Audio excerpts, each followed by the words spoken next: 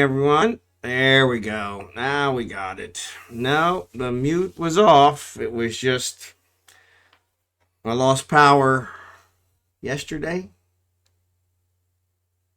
Yeah, wow. Seems like that was a week ago.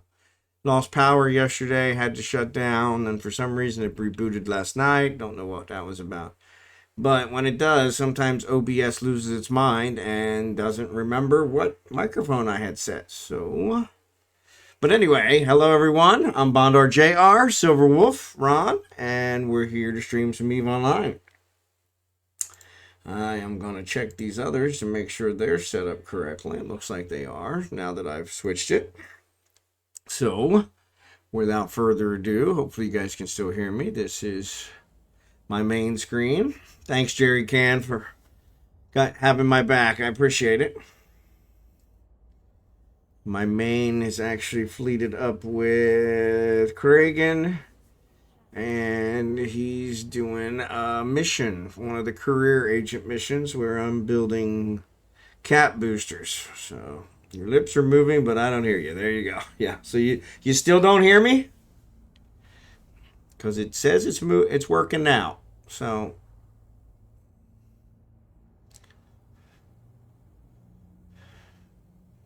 let me know if you don't hear me now. It says you're listening only is what it says on the chat. Whatever that means. So not watching is what it says, but you wouldn't see my lips moving if you weren't watching. So that's kind of strange, but yeah, let me know if you still can't hear me. Because the microphone says it's working now.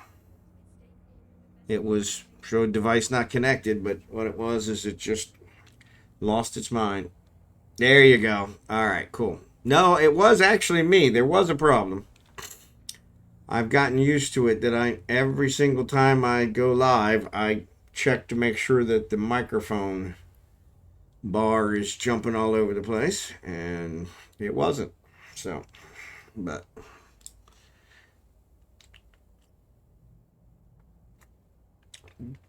anyway, this is my main.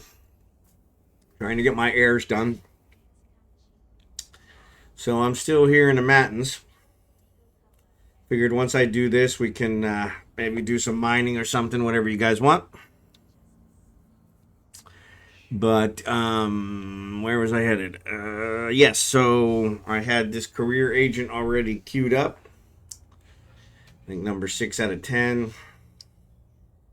And this is an industrial agent, so they're making me build stuff. So luckily we had some minerals from when we mined the other night. So I took some of those, way too many of those, and got the minerals I needed. And now this job will be done in 2 minutes. So once it's done, I'll complete this, which will complete the air goal for both Kragan and I. Baba boom, baba bing. There we are. So the other thing I needed to check is, turns out there's a new thing where you get rewards. So let me switch over here to Kragan.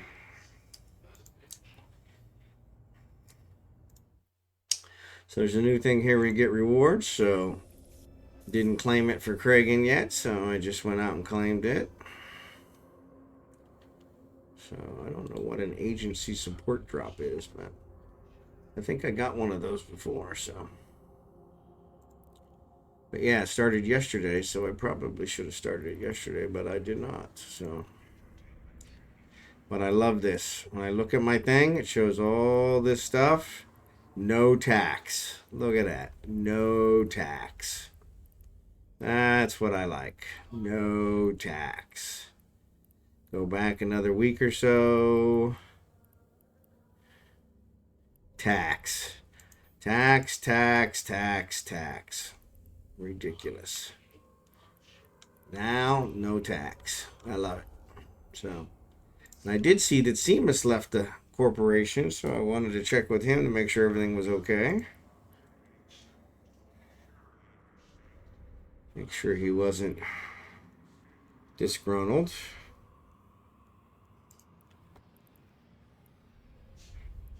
Overtly so.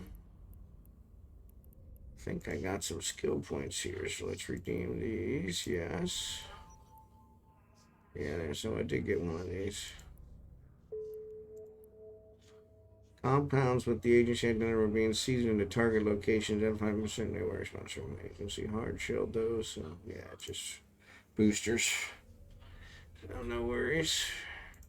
I do need to also check my NAS. I think he was looking for a more active corp. Okay. That could be. I think, yeah, he's on during the day. And I think maybe that was part of it. So you're probably right. But that's what I wanted to ask him. We are pretty active, just, at these hours, not anything else. So, but, so there's my other 15. So let's go grab that. Redeem, yes.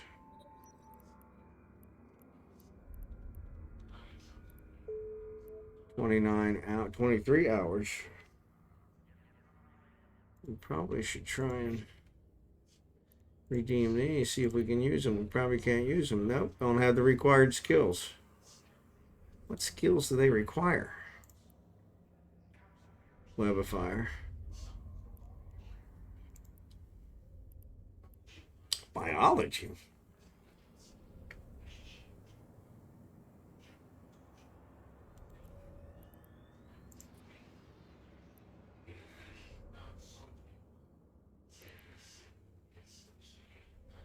Well, that's really stupid. All right. So you can't use boosters without the biology skill. Interesting. That's obviously a new one. For some reason, my ear is stinging. There's your porpoise fit. Why do I not have... Oh, because this is Kragan. Sorry. Yeah, that's why. Let me pull it up on... pull it up with Falstaff. Let's switch back over.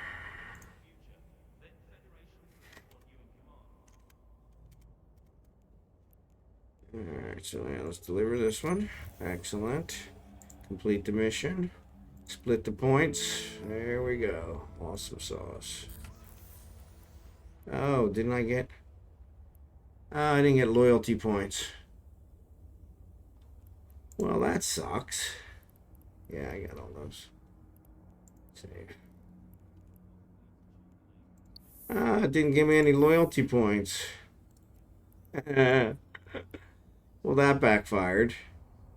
It just gave regular points. Well, that sucks. That's no fun. Forget that. I thought that was actually going to give me my yeah,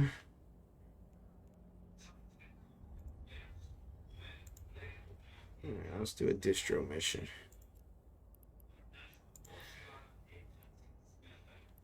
Free jumps. I think this guy's the guy I did before.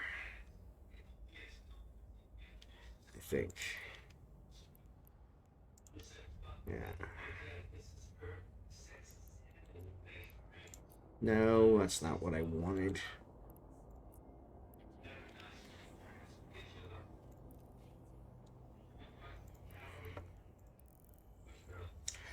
That completely backfired. Thanks for the porpoise fit, Jerry Can. Appreciate it.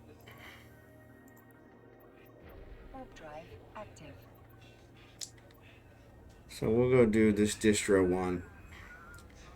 That'll only take 5 minutes, but man, what a bummer.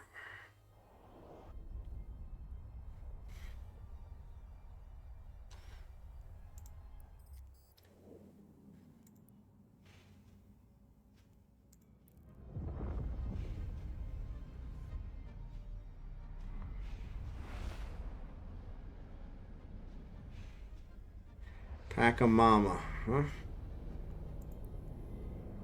Warp drive active.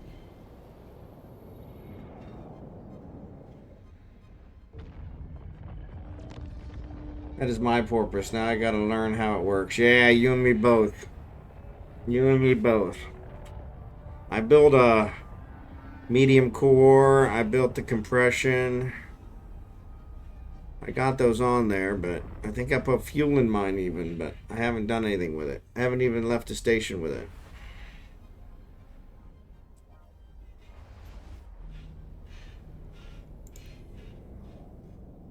Warp drive active.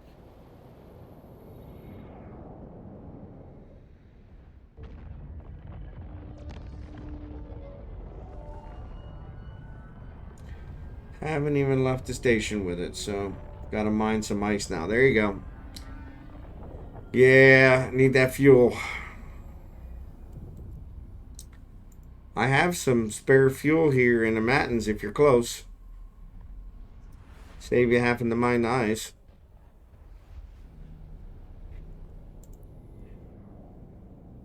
Warp drive active.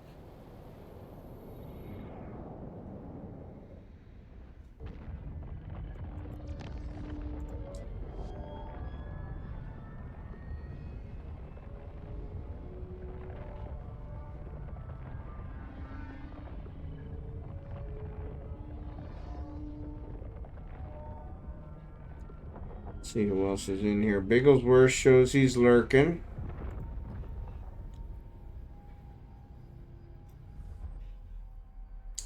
Showed I had 2 others, but looks like they left. Maybe they were bored with my thing. No, it just jumped back up to 4 again. That's weird. I don't know. Some days really doesn't make any sense. I don't know how I even get out of bed. Active. I gotta go back to work tomorrow, which I'm not looking forward to. After being like 5 days off.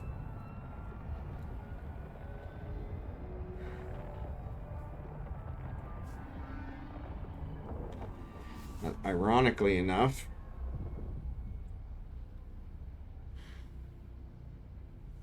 I need a vacation, recover from my vacation. Dogs woke me up early this morning and rained all day here. They woke me up early and then they wouldn't go outside because it was pouring down rain. Active. That should have been my sign to lay back down again, but I didn't. Instead, I played Icarus all day long. Actually, that's not true. I had to run an errand for my wife this morning. But that probably took, I don't know, an hour, maybe an hour and a half. Docking permission requested. Docking request accepted.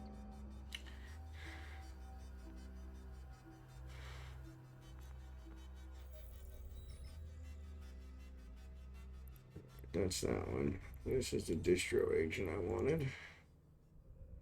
Request a mission. Alright, set destination. Baba boom, baba bing.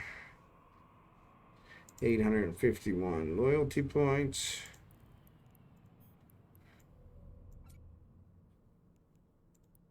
No problem.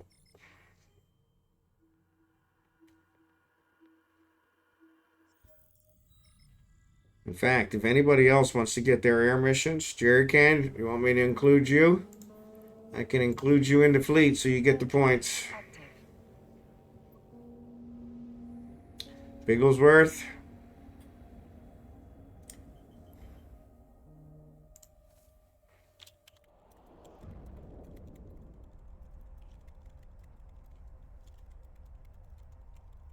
I think you need 50, and I got 850 on this one, so that's what? Like 16 people I can do? Already done, okay.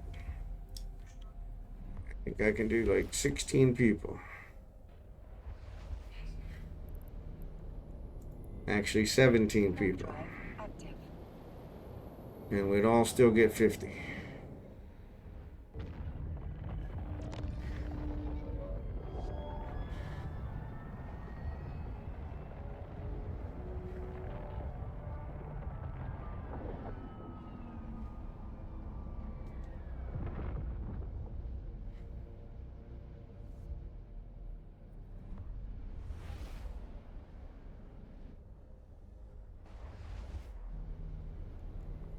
This one's a little too easy.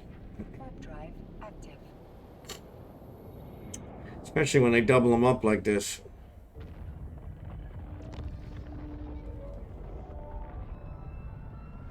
So I saw the expansion has something to do with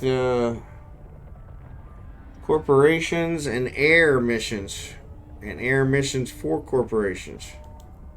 This look pretty good.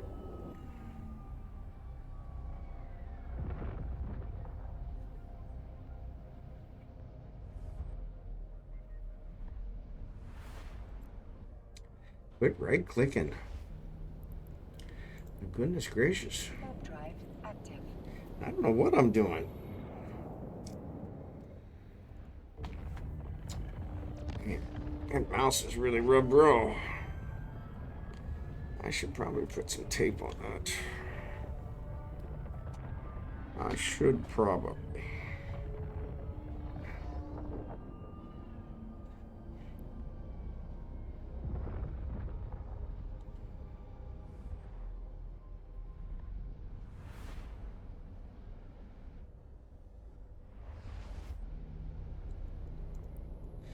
Oh, yeah, I gotta go back to work tomorrow. I believe it's officially less than 6 months, yes. We're under the 6-month mark, so.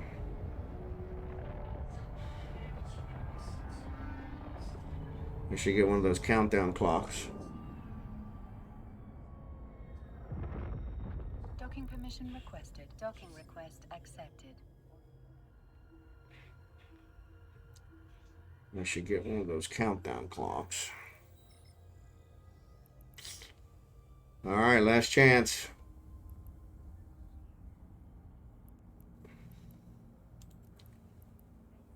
Alrighty.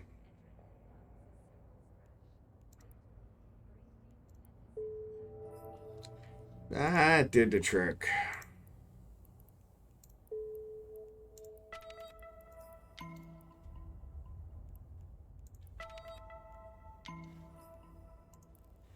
That did the trick. Now we'll switch over here to Kragan.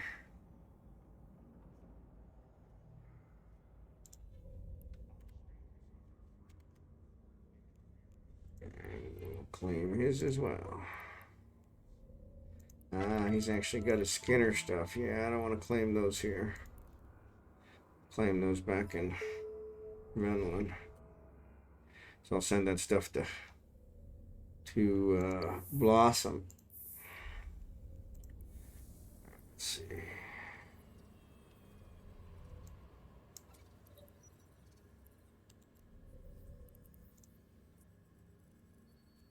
Ooh. Skill training completed. I took care of it.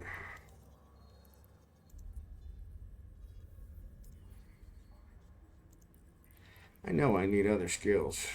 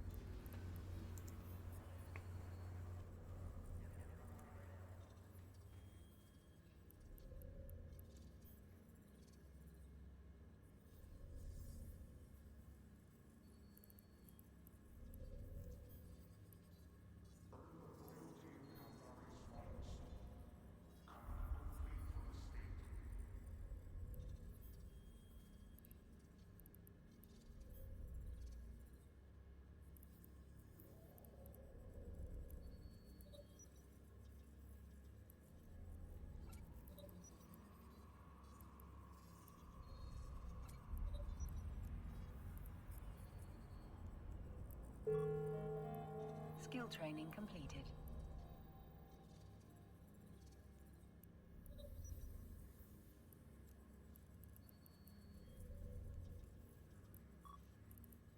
There you go.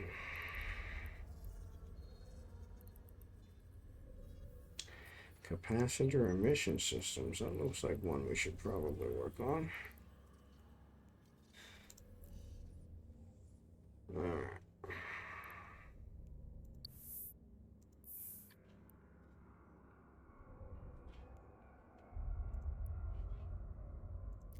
Yeah, we'll leave those.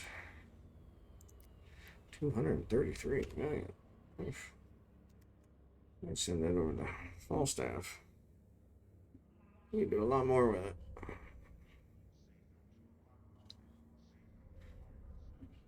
Alright, let's go back to amends.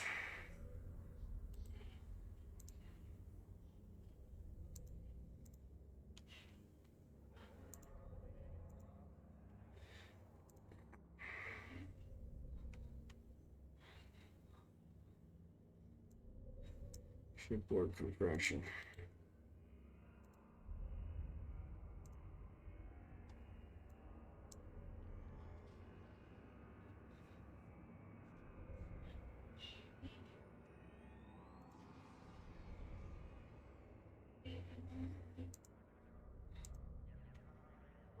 Alright. Yeah, so my viewer number keeps fluctuating between 2 and 4. The people in the chat haven't changed once. So I don't know what's going on there. I think it's just messing with me. I forgot to get his free points.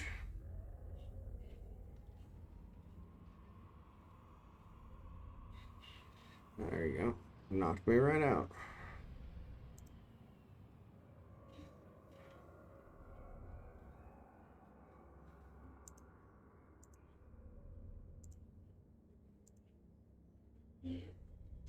Why are you not going back up?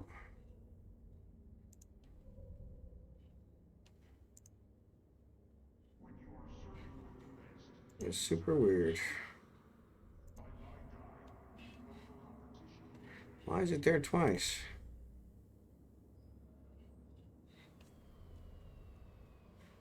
I don't know. That's really weird. Somehow I got it there twice.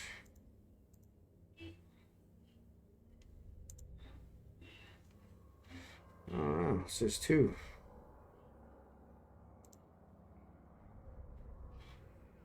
That's really weird. Oh. No, because you're not looking. You guys can't act, and you can't see it anyway because that menu is blocked. That one only says 1. I don't know. Yeah, I don't know why it's showing that.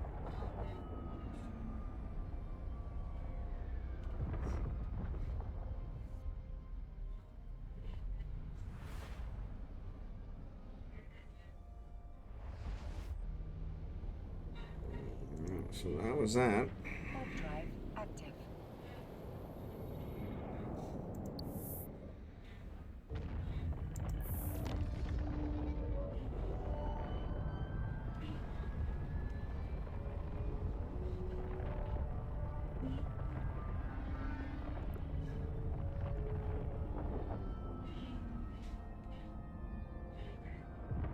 Docking permission requested.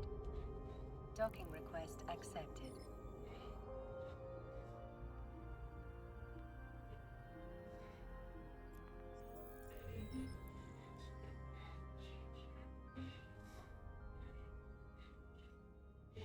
Nope, ads are coming on.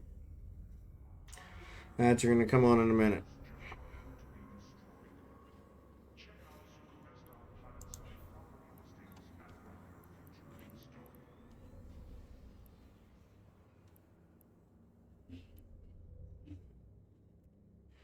All right.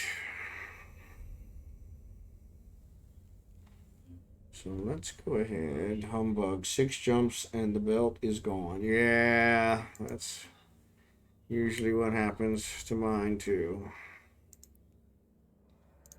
Resource or...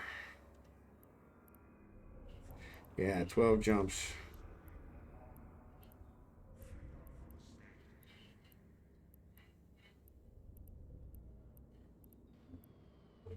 Yeah. Yup. What's up, dkslopoke? How you doing tonight? Actually, play tonight's a little slow. I'm trying to figure out what we're going to do. I think I'm going to jump back to... I'm going to jump back to Vanillin. I want to see if maybe I'll transport this stuff first. Well, that's really weird.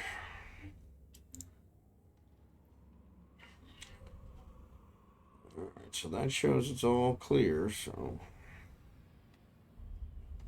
Let's check it again just to be safe. Yeah, it still shows it's clear, so... Yeah.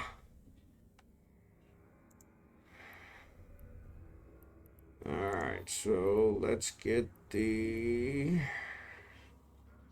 What was the nearest? So the nearest is what they gave me. Ship.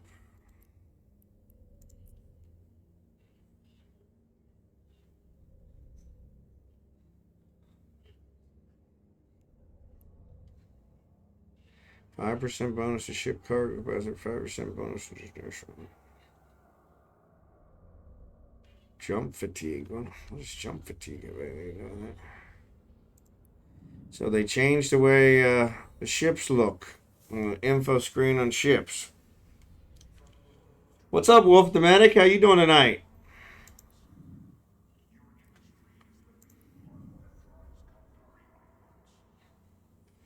Yeah, they changed the way. They changed the way they look.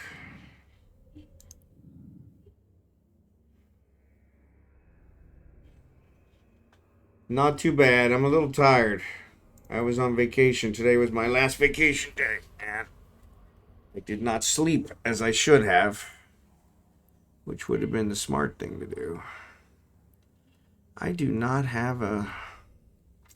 You know what? I bet you it's in Civila. Yes, it is. It's in Civila. The miasmos is in Civila. Problem is I think that one's full. One of them's full. All right, let's leave this ship. And let's go to Civila.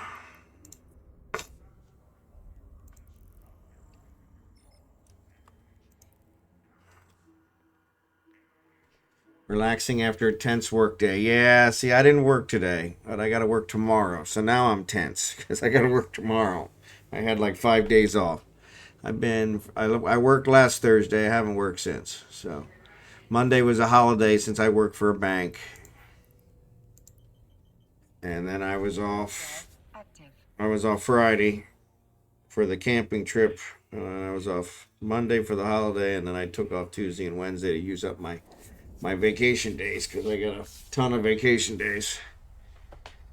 And normally I use them up better than I did this year, but this year I ended up at the end of the year with a whole lot of vacation days. So, but the dogs woke me up early because they wanted to go to the bathroom, and then they wouldn't go outside because it was pouring down rain. Today was trash day, so I also had to get up early for trash day to get the trash out. But yeah, and I didn't go back to bed like I should have. So.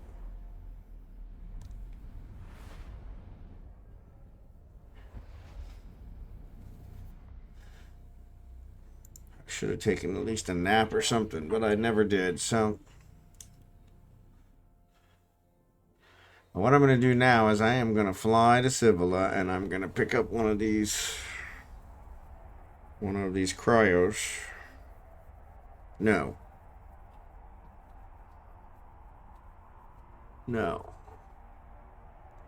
It's not a cryos. I have a cryos here. Whoop, that's not it. Miasmos. Knew it was a mose. What is that called?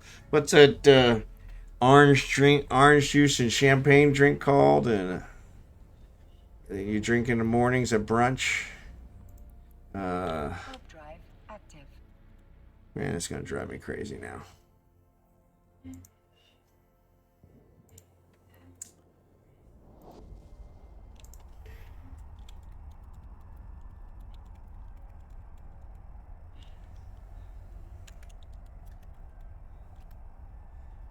Mimosa.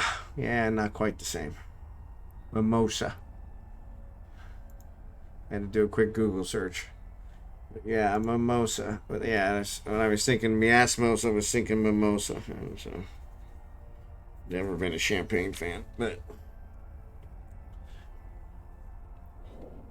yes. So yeah, not not the best day, but not a bad day either. But I really should have got a nap today. So yeah. So I'm sorry, I'm dragging a little bit. But yeah, I'm gonna fly back to Civila here because the miasma should be here in a matins, and it's not. Looks like I hauled something to Civila with it and then did not bring it back for some reason. Probably because I had another ship there to bring back. Probably the Cryos. So I'm going to go get the miasmos. Yeah, so I'm going to go get the miasmos in Civila and bring it back. And haul the ore that we mined on Monday night to Civila. And then I'll jump to Venolin and then I'll pick it up from the other side. Get it all hooked up. Ready to go.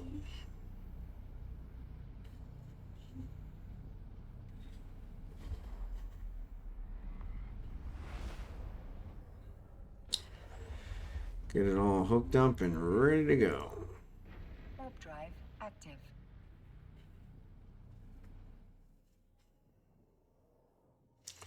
But yeah, I just did my air daily missions. And that was pretty easy. Just did a distribution mission. Got that covered. I was working on a career agent, but they don't give loyalty points.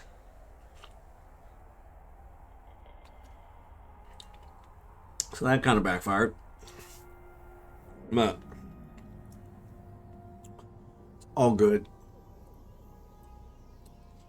Trying to complete out all the air program stuff. And so the producer missions I haven't done yet. I need to do producer mission 8 and producer mission 10.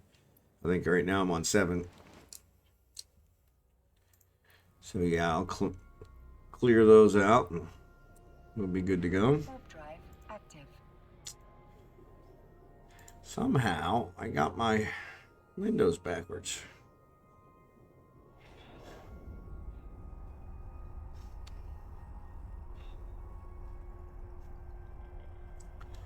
But the gate camp checker still shows everything's clear.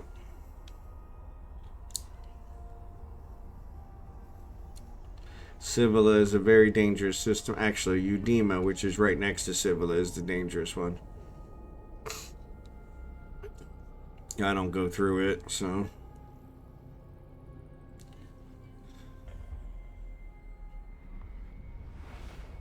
Not usually.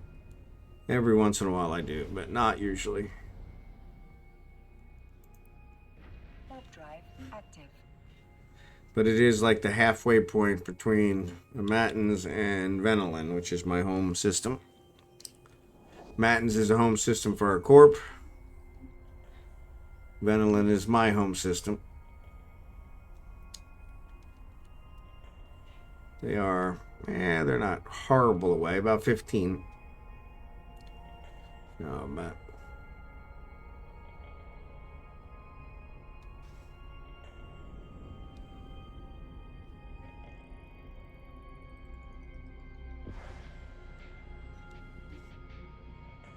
Seems like some of the sound effects in Eve changed with this update.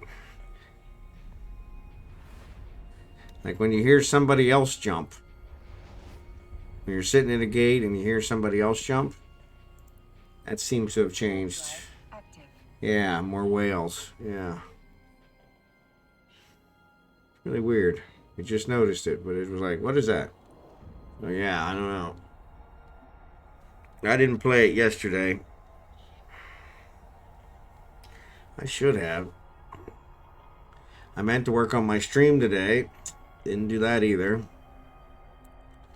I need to get stuff set up for that charity event that I have. That's like 2 weeks away. Today's the 13th, yeah. It's like December 1st, so yeah, so that's a little over 2 weeks. Docking permission requested. Docking request accepted. They put out a pretty graphic. I'll have to show it to you guys here later. That's see my name in lights. So that's kind of nice. So I have a security agent here in Civila. That seems weird. All right, so if we check the miasmos, it has a bunch of stuff in the hold. Well, that's no good.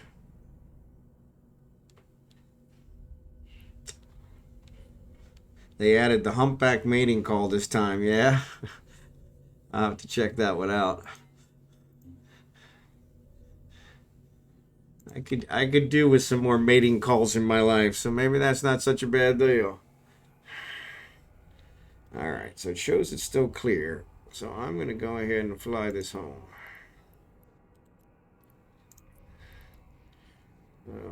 I may regret it, but...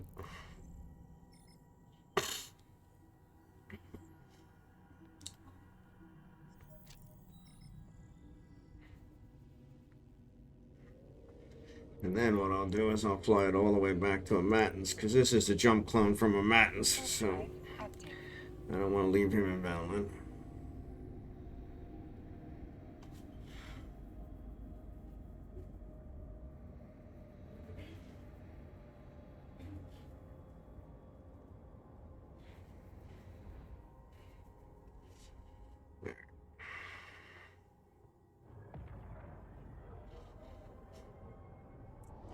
I need to do some Empire belts because I think I have all the minerals for Blossom except Nox and Pyrite, but I bet you I have the Pyrite now. Bet you I have the Pyrite now. There's 9 jumps. That's really not that close. There's still nothing.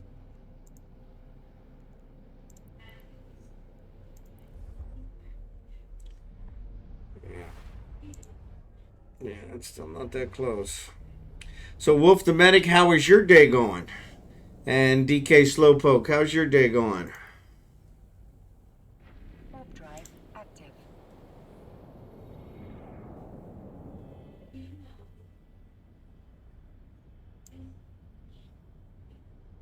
The miasmos look shorter. Did they shorten it? Playing some Eve, still learning. There, it's good. It's been eventful. Lots of Eve drama. There you go. Eve drama can be good or bad. So, but yeah, it looks like the miasmos, maybe not. Maybe I'm just zoomed out. It looks like the miasmos is shorter. I remember it being longer.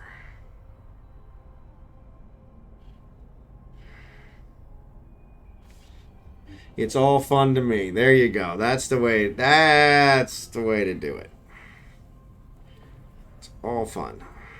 No matter what.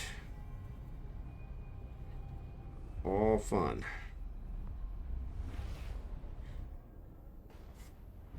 Humpback mating call or not.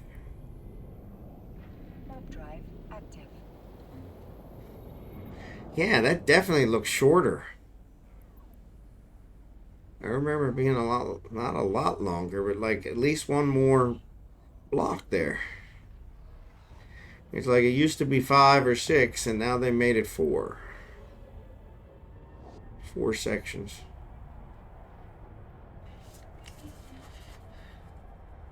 Learning either way and learning to speak like Dory in the process. There you go. I love that movie. My kids were young when that movie came on. My son loved that movie. We watched that movie over and over and over. The only one we watched more than that movie was The Little Mermaid. When my daughter's 5 years older than my son. So when she was little, before he was born, we watched The Little Mermaid. It must have been 100 times. In fact, my ringtone is from The Little Mermaid. So, but yeah, I love that. I love that.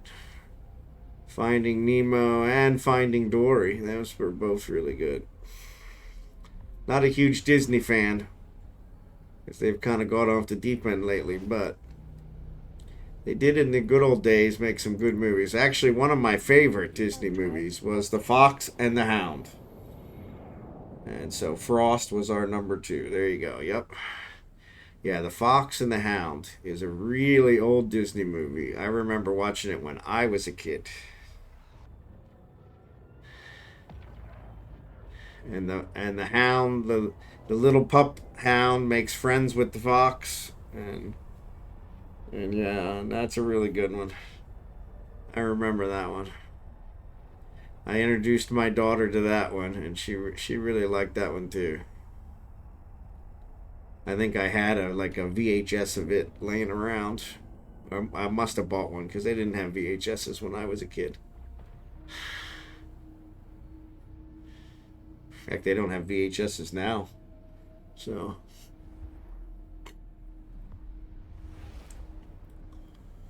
I have, actually, that's one of those. I have a ton of VHSs. Non-kids movies. I was a big fan of the Lethal Weapons. I think I mentioned before Happy Gilmore. Once I get my stuff up, there'll be a lot of Happy Gilmore quotes. And Office Space. But actually, if you guys are looking for a good... I like movies that catch me off guard. Where I didn't see it coming. It doesn't happen very often. Not that I'm the most intelligent man in the world, but they usually preface it quite a bit. And so, but one of the best movies I ever saw was called The Perfect Getaway. Princess Bride was good too, yep. Yeah. But yeah, if you ever see it, it's called The Perfect Getaway.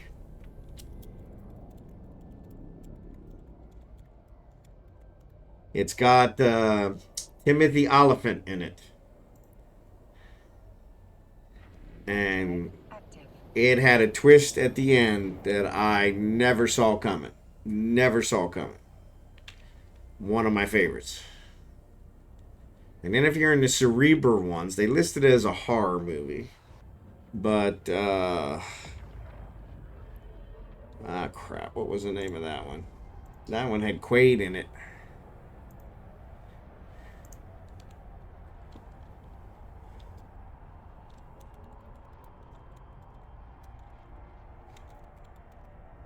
Dennis Quaid was in it. Pandorum was one that I really enjoyed, but I had to watch it for, I don't know, 3 or 4 times. I had to watch it 3 or 4 times to get it. I really liked the premise of the movie, but what I wanted to see was what happened after the ending. But yeah, that's another good one. That's a cerebral one, and I had to watch that one multiple times to really catch everything. It wasn't easy to follow. It was listed as a horror movie, which I didn't think was... I'm not a big horror fan. Wouldn't have called it a horror movie, but it had a couple horror elements, But yes, Perfect Getaway. It's definitely... Oh, I actually bought it on DVD because it was so good. I even watched it... well, I've watched it multiple times, but I watched it a second time. We rented it from somewhere, Amazon or something. Somebody recommended it, and we watched it. And I watched it a second time after we watched it the first time just to see if I just missed it. But no, they did not preface it at all. It was perfect. But yeah, it had a real twist. It's kind of like there was a really old movie with Tom Berenger in it called Shattered. If you ever saw it.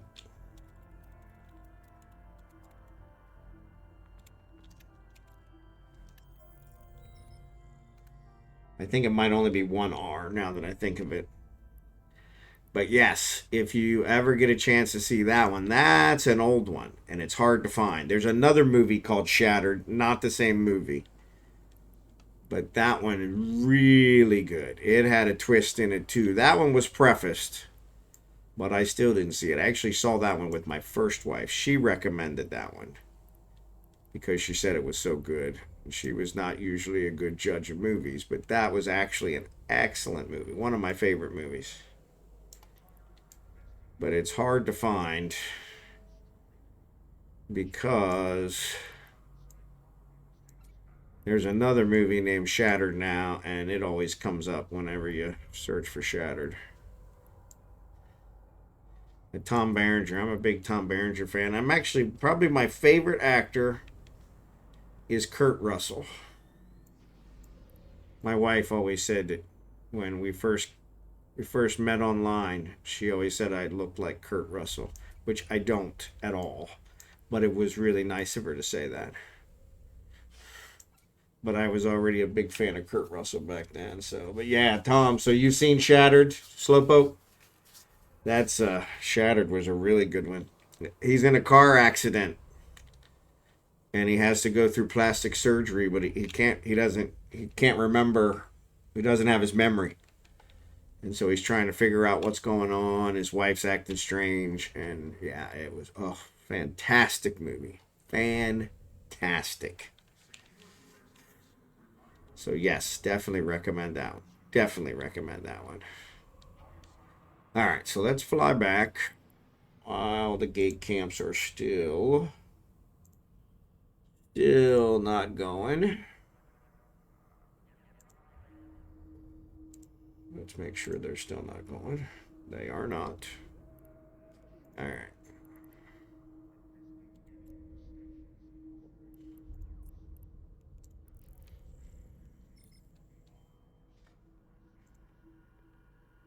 But yeah, that's an excellent one. But that's got a twist on it too. And she was right. I didn't see it coming. That one actually they did preface it. And I should have saw it coming. But Perfect Getaway, not at all. And like Timothy Oliphant's in it, and he plays a really good part. He doesn't have the main part, but yeah, you got to check it out. Like I said, it's hard to find because there's another movie called Shattered now, and that always comes up.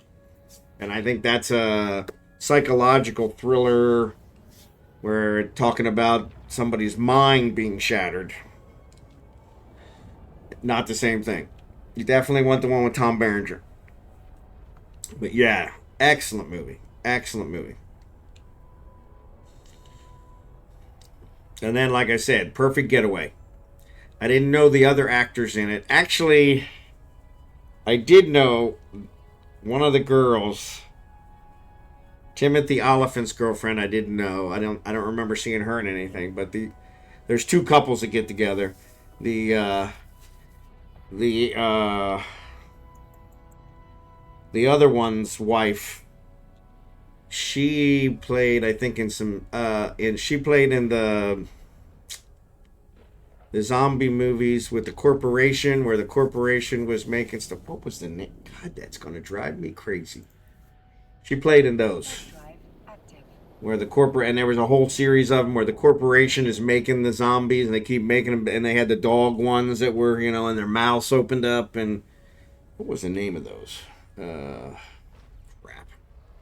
Resident Evil. Yes, she played in the Resident Evil franchise. She was the main character in that. I didn't realize it when I saw it. It was afterwards when I was looking it up for other things. They were like, yeah, she's the main character in Resident Evil. And I'm like, really? And so, yeah, she was. But she plays a completely different part. But yeah, she does a really good job. But yeah, Perfect Getaway. If you guys have never seen it, I don't want to ruin it for you. Awesome movie. Awesome twist. Awesome twist. Like I said, it was, yeah. I knew there was a twist. It was advertised as having a twist. And even when, let me look. I don't think it's been that old. Maybe.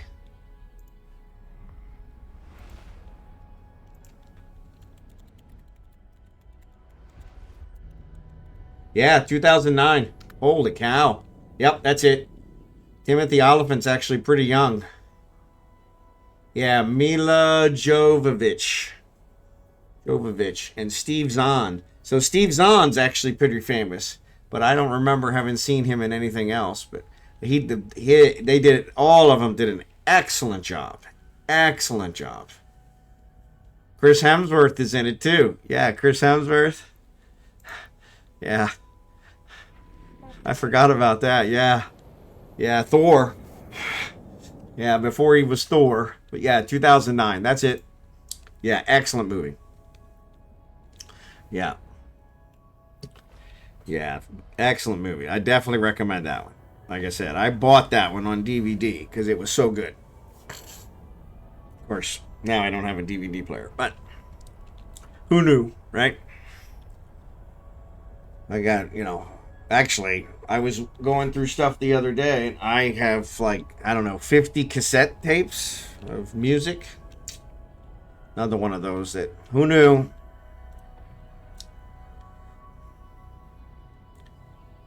I remember owning 8-tracks. Some of you may not be old enough to remember 8-tracks, but I remember owning 8-tracks. I don't have any left. But I do have cassette tapes. I do have CDs, of course. I don't listen to any of them anymore. Now it's all, all streamed audio. But yeah. That was the nice thing about the CDs, though. I could actually take the CDs, burn the music from the CD onto my hard drive, and then it was considered owned, or at least owned the license. So then it wasn't copyrighted music anymore. I could listen to it anywhere. Copy it over to, made it into a MP3, and copy it over to my Walkman, my MP3 player that I would use when I used to walk the neighborhood and stuff. I used to walk the neighborhood a lot to try and lose weight. Never actually helped me lose any weight. I guess that's not true. I don't know that I ever told you guys this, but I actually lost weight several years ago. I gotta look and see what year that was. To jump out of an airplane. I actually did skydiving. And was gonna go by myself. And I mentioned it at work one day, and a coworker of mine said he wanted to go, and so, yeah, just transferred all the CDs. Yeah, I did all mine and made them all into MP3s. But yeah, that's one of the things. I was walking the neighborhood. My neighborhood's very hilly, and so walking the neighborhood. I did lose a little bit of weight, and I got enough to get down to where they required me to be at in order to skydive, but mostly just lowered my waist size considerably. It took the fat from my waist and made it into muscle on my legs, and which weighs more, and so I really didn't lose much weight. But yeah, I had to get down to 200 to be able to jump out of the airplane, and that was an incredible experience.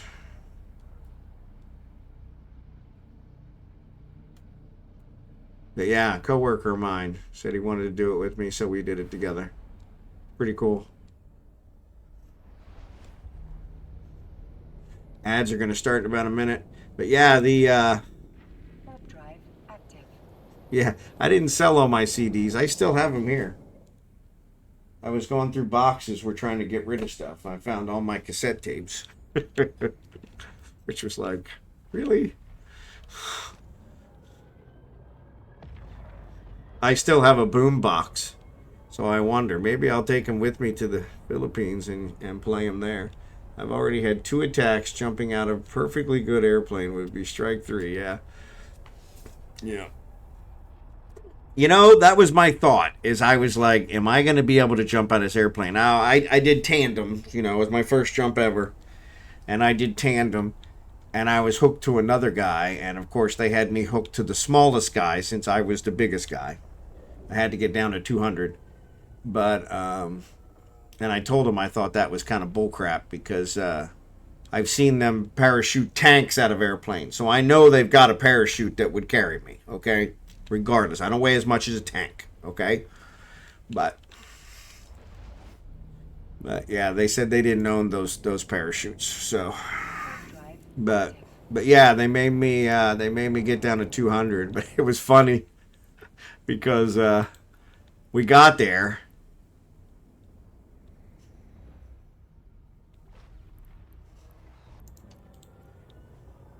Why is it saying dock? Can't dock there. I'm not there. That's weird. Yeah, the ooh, no, I don't want it. I don't want to dock. Anyway, I was up to 260 and dropped 70 myself, so that's pretty good. Yeah, that's pretty good. Oh, ads are on.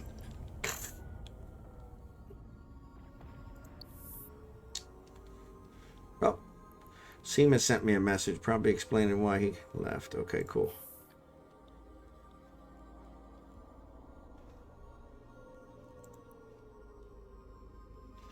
All right, cool.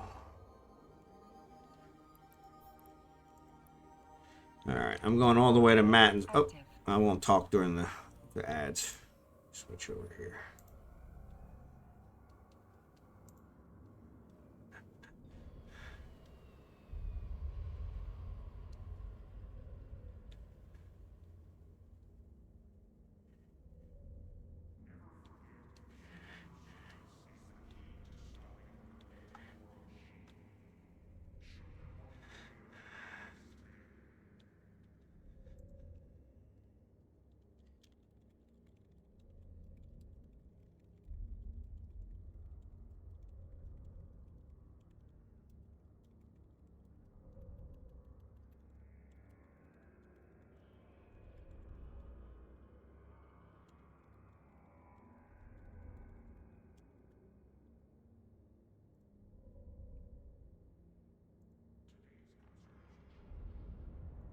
All right, so yep, ads are done. That's awesome, Slowpoke.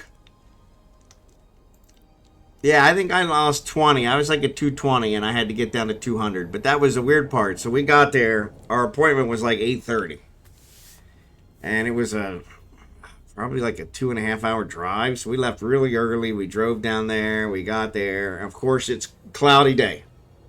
Looks like it's gonna rain. We got an appointment for 8:30. So we sat around all day waiting for it to clear up. And so around lunchtime, they're like, hey, you guys are probably hungry. You've been here for lunch. You want to go get some lunch. We're not going to jump at least for the next hour because the weather hasn't cleared. So go get some lunch. And I'm like, yeah, I don't know if that's a good idea. And they're like, why? And I said, well, if I go get lunch, I'm not going to be able to weigh back in at 200. And they were like, no, you're fine. You already weighed in. You're fine. I'm like, really? I wish you'd have told me that. I'd have gone and got breakfast this morning. I said, because I've been starving myself for like 10 days. And they were laughing. But yeah. I didn't make it by much, 199.9 or something. But yeah. But yeah, it was funny. We finally jumped around 2:30. We were the only people that jumped the whole day. And it was an awesome experience. I have a video that they made. I paid extra to have a video made, and it was pretty good. So, yeah, no. See, that's one of the things I was worried about. Was my father? He was in the service. God rest his soul. He's already passed. I said, but he was in the service. He served in Vietnam, and he said that was his biggest thing is he could never jump out of a perfectly good airplane. But so I was always worried about that. But I had no problem. Yeah, I had no problem. The guy was strapped on my back. He was a really small guy, really short, really light. And so, yeah, I think when I was standing on the edge, his feet weren't even touching. And so it was all me. But he was like, he tapped me on the shoulder and I went right out. No problem. I thought, yeah, I'm going to lock up and I'm never going to let go. And he said that happens sometimes, but yeah, I had no problem. So it was really weird because I was like, that was kind of. I felt good with the guy because that was the other problem. Is I thought, what if this guy's suicidal? Probably not Probably not a good guy to get strapped to, because he had the rope. He had the pull cord. So, but yeah, it was weird. He wouldn't let me wear a helmet because he's strapped to my back, and he was afraid that if I, jerked my head back, I might hit him in the head and knock him out, which then he couldn't pull the cord. So I thought, okay, that makes sense. But he had a helmet on. And I thought, well, you got a helmet on, so even if I have a helmet, But jumping out, the air flying past, I have no idea how fast it was going. But I felt like my cheeks were like out to here, It was just, yeah, it was like, and I felt like that for like 2 days. Because it was like, now I saw the video, and it was not flattering at all. But my cheeks were not out that far. But it really felt like that, the whole time we were free falling. And I was like, and of course he had a helmet on with a faceplate, which prevented that. And I was like, yeah, that would have made it a much more pleasurable, because I think I just had a regular, Actually, I don't think I had a helmet at all. Now that I think, now I must have had a helmet of some kind. Yeah, I must have had a helmet of some kind. But yeah, I guess he was afraid that, and I guess that's happened before, where somebody jerked their head back and knocked him out, and then they don't pull the cord, and because I didn't have any access at all to the cord, it was fully trust that this guy was not having a bad day, and it was funny because they made us sign all this paperwork. We can't sue him, you can't do that, and I'm like, really, is this something we really should be concerned about? Because you guys are kind of talking us out of it, It's like, actually, your biggest concern should be how is the person you're strapped to feeling, because you really have zero control in this. So, you're the one that's you're the one that's literally gonna step out of the plane. After that, you got no control at all. And so I was like, oh, okay. But he was like, I got young kids. I want to see them grow up. He was a school teacher, did this on the side, and yeah. So he's like, yeah. So you got nothing to worry about. I got a lot to live for. So I was like, okay, cool. And so I felt very comfortable with it. But yeah, it was funny because. But yeah, it was experience. I'm really glad I did it. It was something on my bucket list. It was not cheap. Not cheap, especially when you added the video in. My lord. The jump alone was expensive. Adding the video on almost doubled it. So, because you had to have another guy jump and take the video. So, but yeah, it was. But it was well worth it. Well worth it. I said something to my wife about doing it. She's like, oh, hell no. She doesn't swear. Hardly at all. Unless she's really mad at me. Thanks. Yeah, she doesn't swear hardly at all unless she's really mad at me. Well. But yeah, she should. Stretch. Ugh. But yeah, that was well worth it. I gotta actually look and see how long ago that was. So my coworker, he's moved to Colorado since. In fact, he's told me I need to come out there and jump. That would probably be more beautiful. Problem is they always have snow. But his wife went with us, which was kind of weird. But they're not husband and wife anymore. So it's probably been 4, 5, 6 years. I have to look and see what the date on those videos are. That's really weird.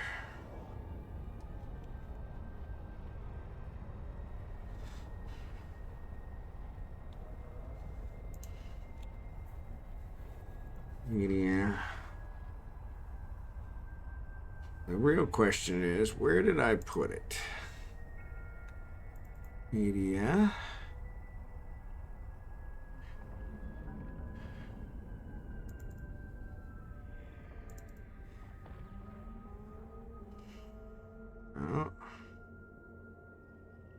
Docking permission requested. Yeah. Docking I request I actually filed it somewhere, and now I can't find it.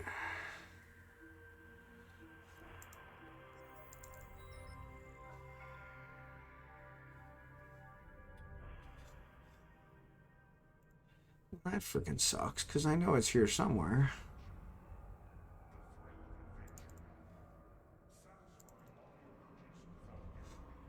Yeah. No.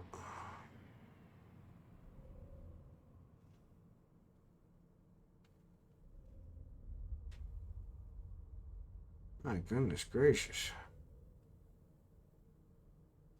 These are some old pictures. Here's an Eve picture. What's the date on this baby? I want to see the details. Show more options. Maybe properties. 2014. It's only been 10 years ago. Yeah, here's an Eve picture from 10 years ago. An Eve. Talking about some Eve expansion. I don't know why it's in this directory though, but yeah, I'll have to find it, figure out what the date was on that. It's here.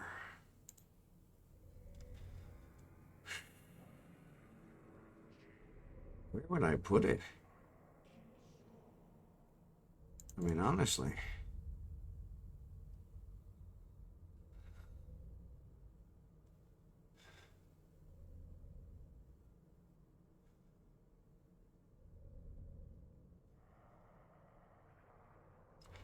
No. No.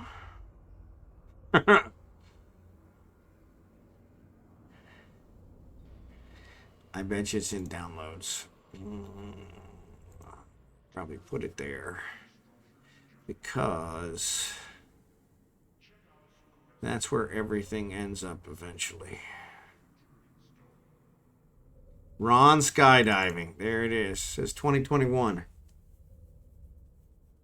That was only 3 years ago. I don't think that's right. Let's see what the properties are on the photo. The photo is from 2021. Created 2021. That was only 3 years ago? That can't be right. That can't be right. No. So I must have copied it. It shows Ron skydiving 10/19/2019. So that was 5 years ago. Yeah. Where's the movie? There's actually a movie. I don't see it here. These are all pictures. Huh. Where's the movie?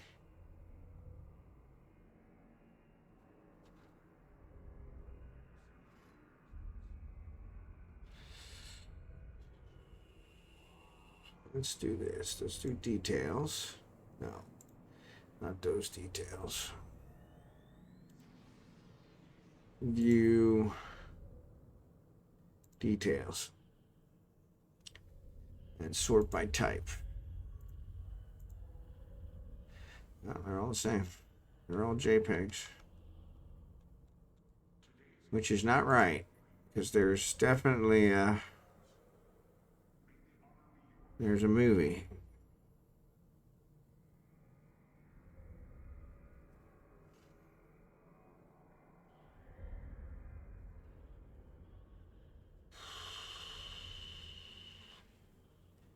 JPEG MP4. Is that it? 2020. I think so.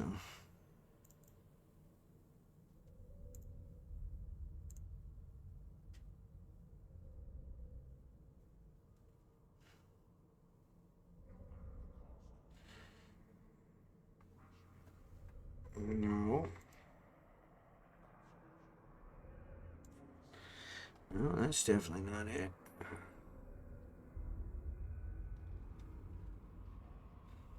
Well, there's hers.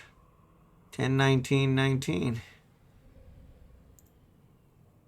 Let's do my name. No, that's my it. Yeah, that's the guy's wife.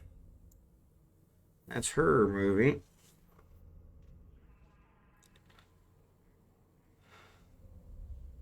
She had a different person that was doing hers.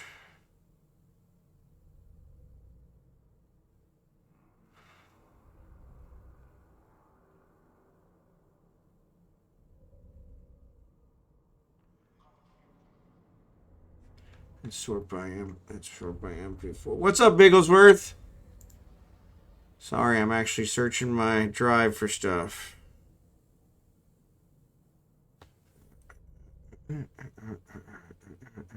There's iFly, so that was... There it is. 10/22/2019. Yeah, it's called Ron Final Edition. That's why he actually prettied it up. So all good. Just checking in. Need anything? No, I don't. But thank you for that. I appreciate it. Actually, just got back to.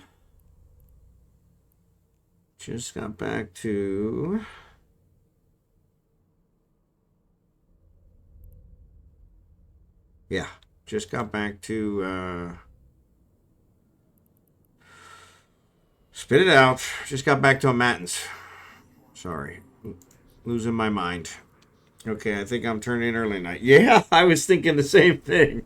I am really dragging. Problem is, I've been on vacation for the last 4 or 5 days. I have no reason to be dragging. So, but I understand. Get your rest. You got to take care of yourself.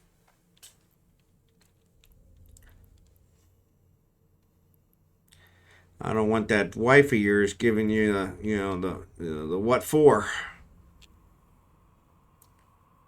I could see her doing that.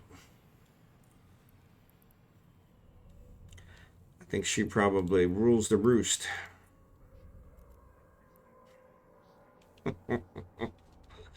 As all wives do, or as all wives should. Let's put it that way. I've heard from a few guys who like to lie and say that they run their house. Just a few. Most of them, their wives won't let them say that. All right, so let's do this. Let's get this stuff from Kragan. My goodness gracious, I'm like losing my mind. Let's get this stuff from Kragan. Oh my goodness, way down here. Why are these so big? Oh, there he is. Okay, I was like, all right, so let's do this. There, and there, there. Anyways, I don't know. And there. And there. And there. And there.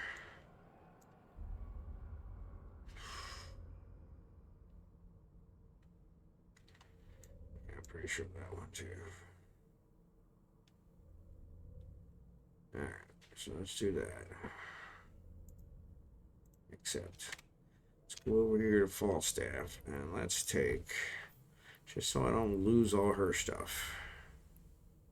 That ain't gonna work. Let's do this guy. Lord. Let's take everything here. Select all. Throw it in there. Excellent. I love it. Except, it's going to put all these here. Then, we'll grab the miasmos. Lord. Alright. Item hanger. We'll drag all this stuff to the mining hold. We'll put these in here. Will they fit? Oh, they did fit. Excellent. These in here. Stack. These in here. Oh, they all fit. Excellent. Excellent. I got a roof over my head and I'm well fed. There you go. That's all that matters. Actually, in our cases, I'm very well fed. Unfortunately, probably too much well fed. So, I'm more blessed than most. So, in fact, today, some other Filipina friends of ours sent us some Zuman. And the last time they sent us Zuman, I promised them that I would bring it home. It's one of my coworkers. He's married to a Filipina. I have several coworkers married to Filipinas. And I brought the stuff home and promised them that I would bring it home to my wife so she would get some of it rather than eat it all at work, which is what I usually do. And I brought it home without eating any at work. And then I went to bowling or something, and when I got home from whatever I was out at, she had eaten it all. And I'm like, really? I had to promise them I'd bring it to you. So this time, they got us some more today. And that was the last thing I told her before I went to church tonight. Was I teach at church on Wednesday nights. And I told her, hey, don't eat all the Zuman. So yeah, she said, I think she said she only ate 2 of them. But so I'm planning on having some of that tomorrow. That's one of my favorites. Sticky rice. So, all right, so let's do this. So ship hanger, let's go back to pick him up. And then we'll take all his stuff out of here. Select all. Throw that back in item hanger. Bingo, bingo, bongo. Asmos. Got it. Let's check and make sure that our gate camp is still good. Gate camp is still good. Seems like everybody in Eve is feeling the same as us tonight, Bigglesworth. Ain't nobody out. So let's do this. Set game match. So yeah, since it's still early. Oh my god, it's only 10:46. Holy mackerel. So yeah, so while we're shooting the crap, I'll do this one. Yeah, maybe one day on the stream I'll actually play this skydiving video for you guys. It's not. I think it's probably 5-6 minutes, maybe 7. Really not long. So I'm running L1 missions in a 300 million caracol. There you go. Go big or go home.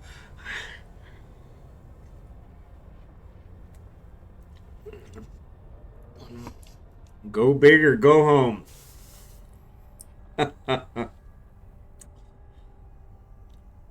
Well, you should definitely be equipped for just about anything. PvE's definitely not going to get you in those.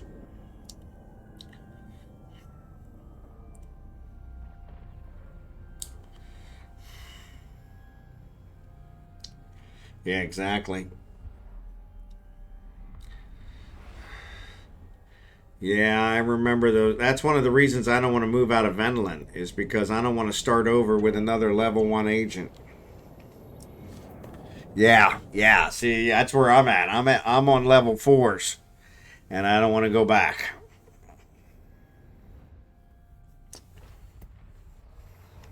That's a long, hard grind.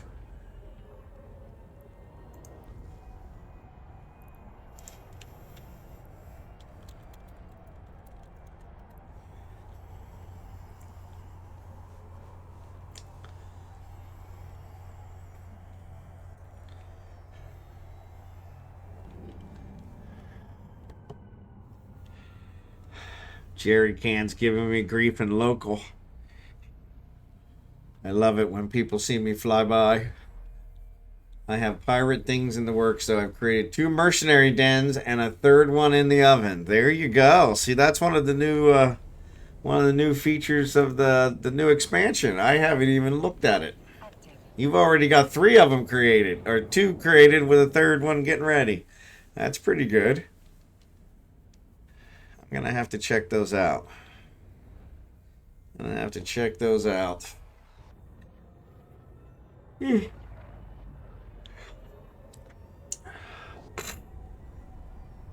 going to have to check those out.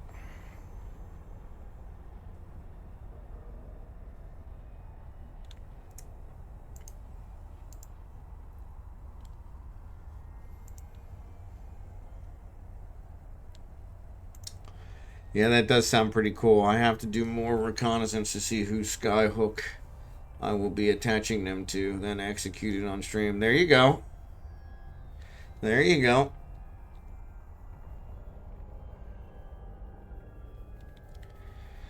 That'll be cool.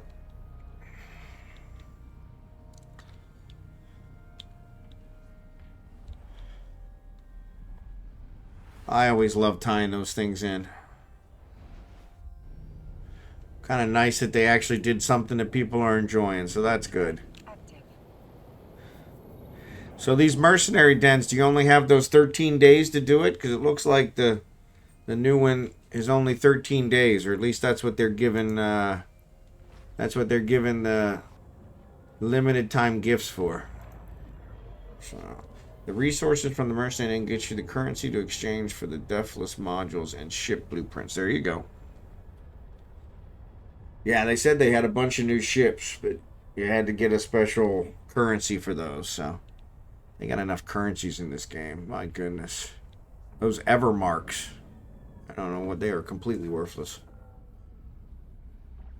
No, the mercenary dens are a permanent addition to the game. Excellent. Yeah, I'll have to check those out. That sounds like a pretty cool thing to do. And it'd be kind of hard for me to build all the ships in the game if I don't have all the blueprints in the game, right? Got to get them all. I'm going to keep producing them and just attach them to every skyhook I can. There you go. That works. That works.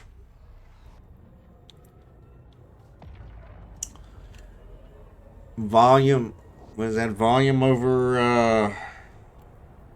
No, that's not right. Volume over value, but that's not right. Quantity over quality. And even that's not right. That never works in the long run. It looks like they changed the miasmos. I could have swore it was longer before. I'm going to have to do a Google search on that because it's really driving me crazy because I was pretty sure it was longer. Yeah. Quantity over quality. There you go. Cold in your area? Oh, it shrunk. I got you. Yeah. That's a Seinfeld one. Shrinkage. Shrinkage. Shrinkage. Do women know about shrinkage? They must know about shrinkage.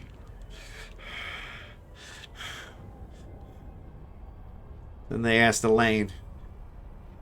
Soap is such... Yeah, exactly. Soap is such a slut.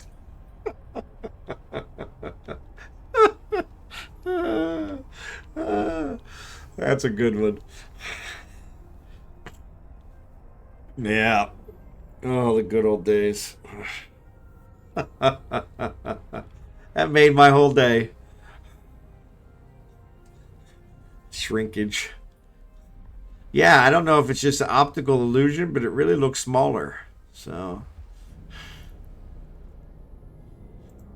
probably just me. These kids don't understand something. No, they don't.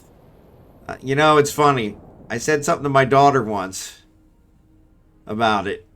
And the first thing she did is she watched it.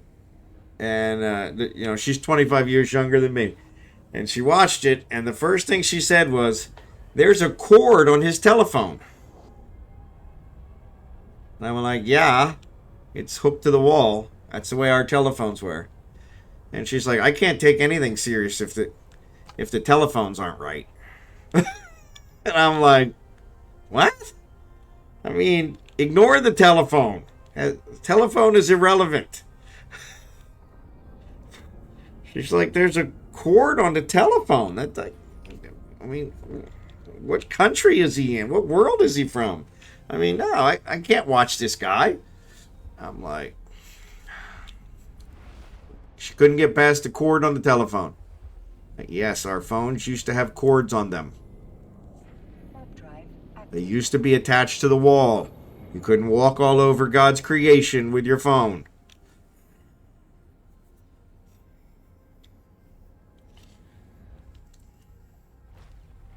She's like, I can't take you seriously if you're just going to make up things like that. Like, of all the things in the episode, the cord on the telephone was the one you couldn't get past. Yeah, he was definitely before his time. Way before his time. He's actually gotten real criticized because, I just heard it the other day, he didn't have enough diversity in his cast. And he casually said, if you're funny, people don't care about the diversity.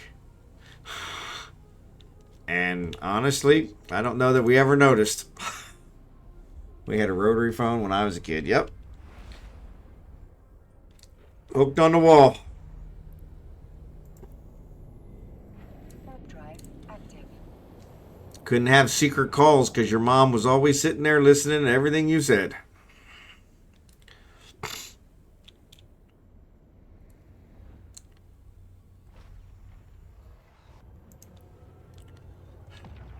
Yeah. My mom, oh, God bless her, she's also passed. But she would be one of those, she would be yelling at us. I have 8 brothers and sisters. So she would be yelling at us, giving us up one side, down the other. And the phone would ring. And she'd pick up the phone and be like, and we were like, oh, we're off the hook. She's on the phone. She's happy, you know. She'd hang that phone up and go right back to yelling at us, not miss a beat. I mean, it could be an hour-long conversation on the phone. She'd hang up the phone and right back. Like, you gotta be kidding me. And then her famous last words after she let us have it. Wait till your father gets home. My father was like 5'8". I was taller than him since I've been like 15. And but he's probably one of the few men I've truly feared. I got in trouble at school once, got in a fight on the bus. This is way back. So we're going to break some barriers here. So me and the other boy that I got in a fight with ended up in the principal's office, and the principal paddled us with a big wooden paddle. Whack, whack, you know? Oh, child abuse at its finest, all right? Didn't shed a tear. Didn't even bat an eye. And then he said, okay, now I'm going to call your father. And I was on the floor, on my knees, begging him, please don't call my father, please, just bawling. He's like, you didn't even shed a tear when I paddled you? But now you're bawling your eyes out? I'm like, yeah, my father, he doesn't bother with the paddle. He has guns.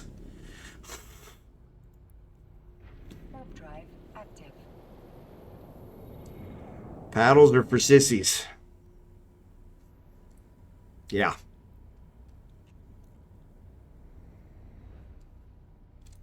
My principal hit until we cried. If we didn't cry the first time, we got a second time. Yeah, so my dad, yeah, he didn't use a paddle. He used a belt.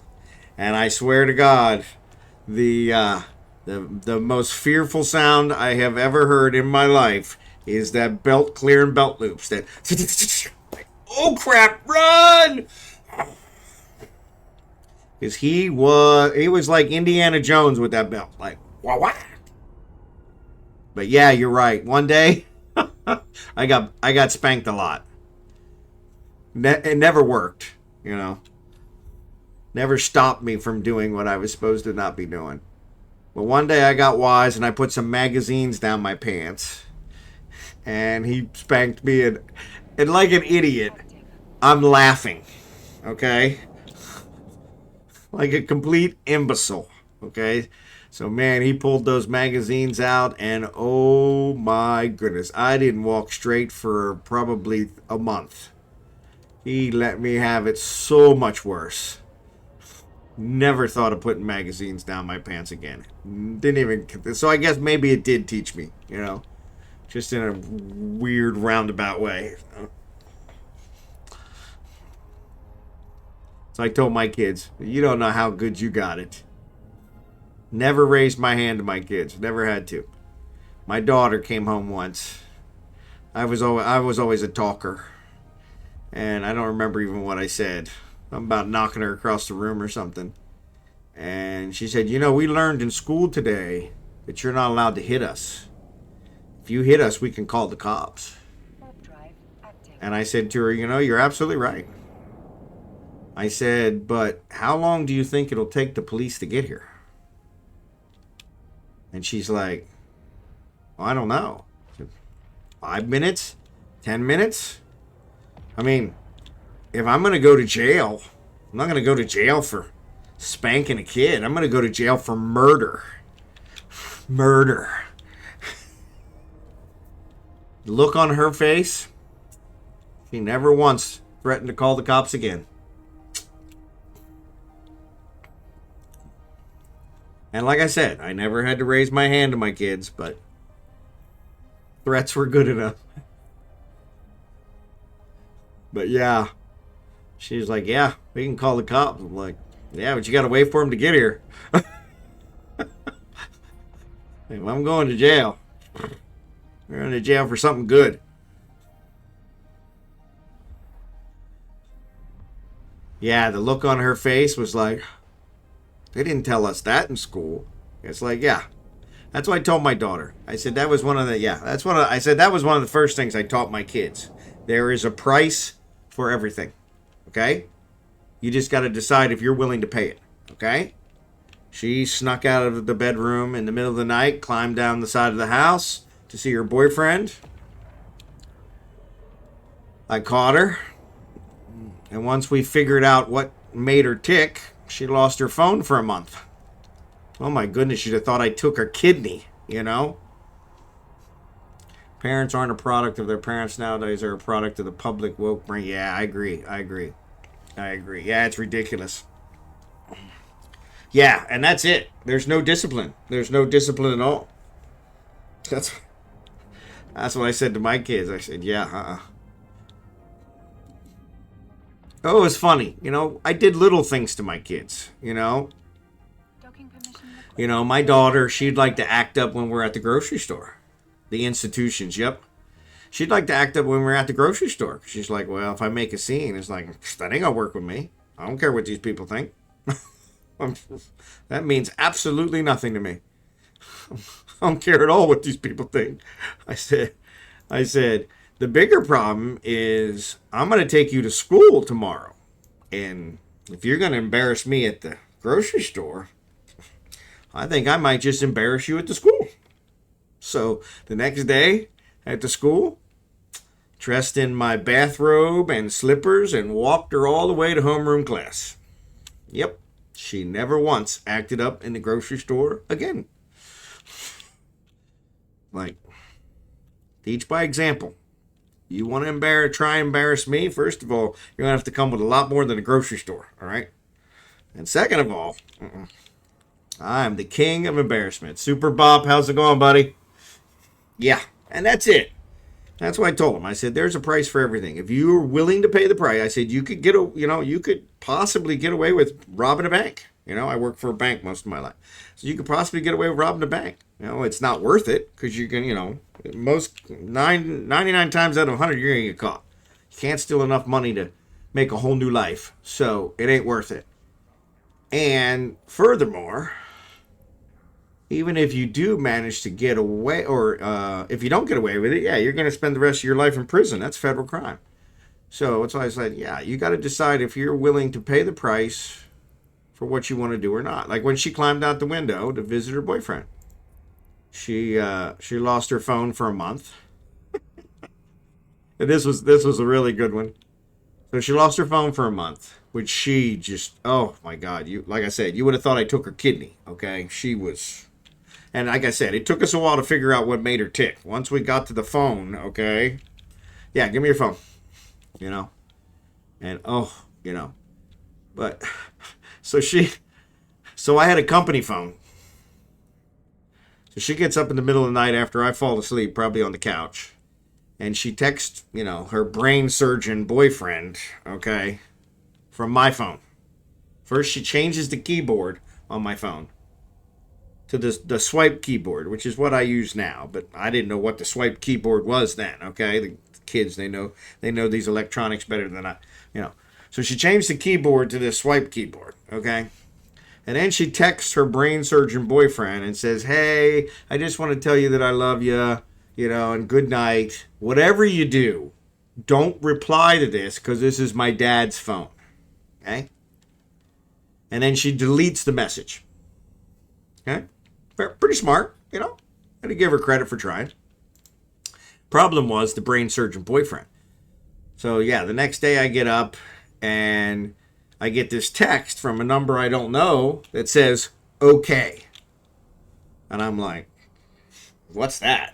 And so I'm kind of like, so I go back and I look up, look through this, look through that. I realized the keyboard's changed. I'm like, how would the keyboard get changed? That's not something I could accidentally change. So then I go through the deleted messages because she didn't actually, double delete it. She just deleted it. What's up, EIS? And yeah, found the message. Kind of pranced into her bedroom, doing good, and said, what's this? And she's like, how'd you find that? I'm like, yeah. I said, you might know electronics better than me, but you're not a detective, okay? And I said, and you might thank your brain surgeon boyfriend because he got you caught because he replied okay to your, hey, don't reply, this is my dad's phone. Moron. And this is who you're sneaking out the window to be with? He's an idiot. Yeah, he was. That's who she got pregnant with. He was. But, yeah. So then she lost her phone for another month. And, yeah, she never made that mistake again. But yeah, those are the longest 2 months of my life. Because, man, she whined every day. Went to take my daughter's phone away. She wanted to fight me for it. Yeah, I filled the sink up with water, tossed it in there, sent her to her grandmother's for a week with no phone. That's awesome. I love it. Yeah, that was the first thing I told her was, the way I understand it, I pay for it. So it's my phone. Number one. Okay? You ain't got a job. You ain't got no money. You can't pay for a phone. Number two, and you do something idiotic, as I've told you over and over again, there's a price for everything. You should have known that, my dad's probably going to catch me sneaking out of the house in the middle of the night. And when he does, the price is going to be pretty exorbitant.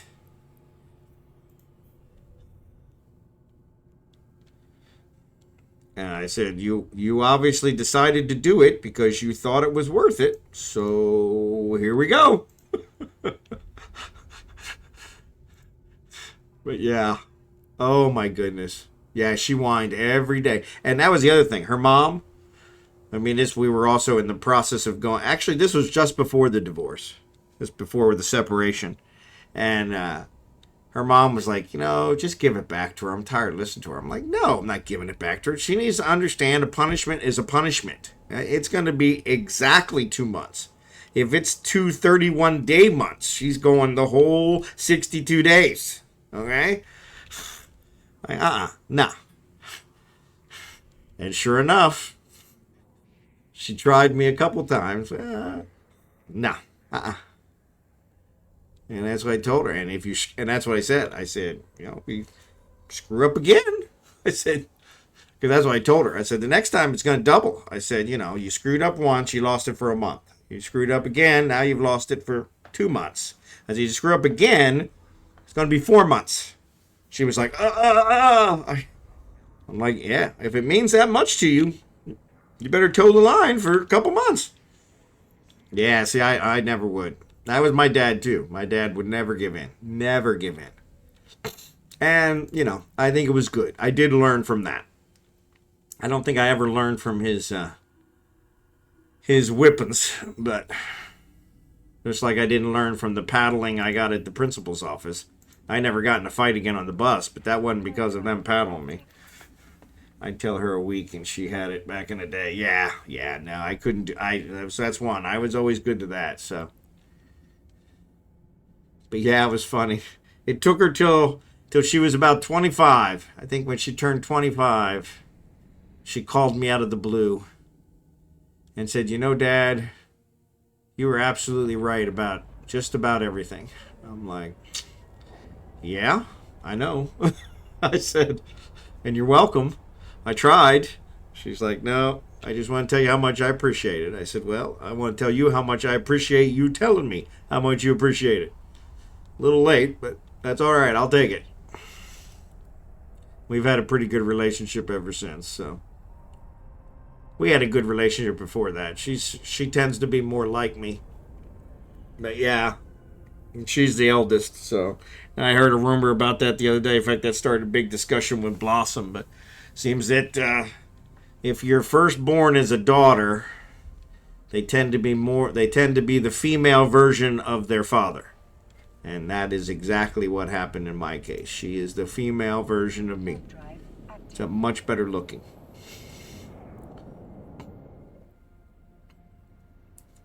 My son was born 5 years later, and he's the male version of his mother. Oh, my Lord. God help him. I was telling Dada also that I learned the lesson. The cool thing about my elders is when I said, I do not care, they helped me. Yep.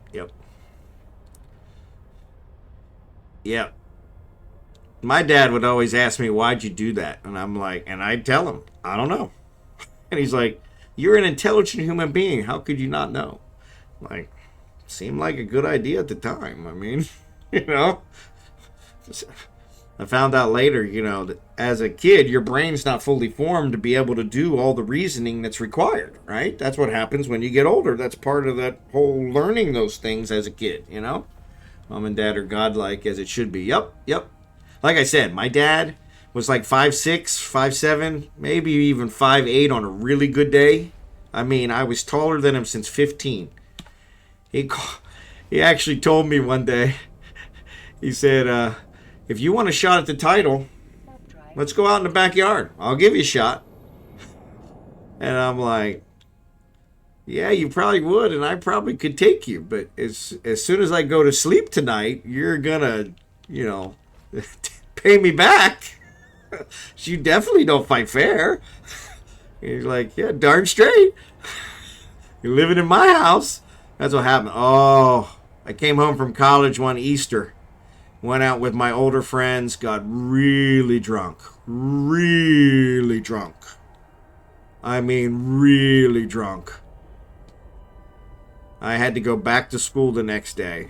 And I came in, it's like 3 or 4 in the morning. Redecorated the bathroom. It was horrible. He came in there at like 8 o'clock in the morning. I had to catch, I think, a train at like 9 a.m. He came in there at 8 o'clock in the morning with a frying pan and a wooden spoon and was like, bam, bam, get up, time to go. I was like, oh, you gotta be kidding me. My mom said that we were drinking slow gin and some kind of beer. I don't even remember what kind of beer it was, but I guess when I got sick, it hit the wallpaper and it actually dyed the wallpaper like a pink. Let's think a moment on that, kids. That has not this. Yeah, exactly. Oh yeah. But yeah, my mom said that the day they sold that house, the wallpaper had kind of a pinkish tint to it. And I was like, I am so sorry, Mom. She's like, you were sowing your wild oats. I'm like, I don't know if that's what it was, but yeah, my dad never drank. Couldn't understand why I drank. I couldn't bring myself to tell him I drink because you. I could never deny he was my dad. We were like the spitting image of each other. Two peas in a pod. So I said, just once I'd like to be able to pretend that I was adopted. But yeah. But he was really strict. Really strict. But it was it made me who I am today, so I can't fault that, But yeah, you're right. Kids have it a lot different. Like I said, I think he probably beat me with his belt every single day. And I probably deserved it every single day. I probably did something. But I don't know that it ever really deterred me a whole lot from doing things. But it did make me not walk right for quite a bit. But yeah, I never had to raise my hand to my kids. Like I said, it was all I had to do was threaten them. What would have stopped you? I don't know, to be honest. I mean, honestly, I don't know. That's an excellent question. Because like I said, my dad, even while he was beating me, asked me, why did you do that? I don't know. Seemed like a good idea, One night, I was out all night. I had a paper route. And after I was done delivering my papers, I started catching frogs in this puddle. And I was out till, 9 or 10 o'clock catching these frogs. And, covered in mud, and came home. And he was like, where you been? I'm like, catching frogs? For what? Yeah. Why'd you do that? I don't know. Seemed like a good idea. Didn't you know we were here waiting for you for dinner? Yeah, I figured you probably were. I didn't realize how dark it was until I stopped catching the frogs and went, oh, crap. Yeah. I don't know. It was just, it was kind of, there were frogs in this puddle. I thought that was pretty cool. Well, hey, let me see if I can catch them. Right? Yeah. Is that what they call it? Yeah. No, I was literally catching frogs. Never touched drugs a day in my life. I've never even smoked marijuana. Because my life was so screwed up without drugs. I can't imagine what it would have been with drugs. I mean, holy mackerel. My biological mom had a lot of problems with drugs. And so that taught me early that, I don't want to get anywhere near that. So, but yeah. Yeah, I mean, that was just one example, And, of course, he beat me for that because, the whole family was worried about me. It was before cell phones. They didn't know where I was, Stayed out catching frogs. Yep. Well, I stayed out till like 10 o'clock at night. It was pitch dark. We were supposed to be, the rule was when the street lights came on, you're supposed to be. But I was so busy catching these frogs, I didn't see the street lights come on. I was focused. Yeah. And so, I was like... But yeah, it was one of those, and he would ask me every time, and that's what he would say. You're an intelligent human being. How can you not know? I'm like, okay, first, I'm not sure the intelligent human being part has really come around yet, okay? Check back with me in a couple more years.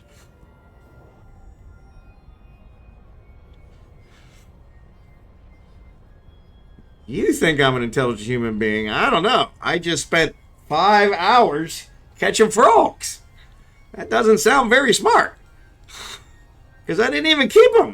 What was I going to do with frogs? Right?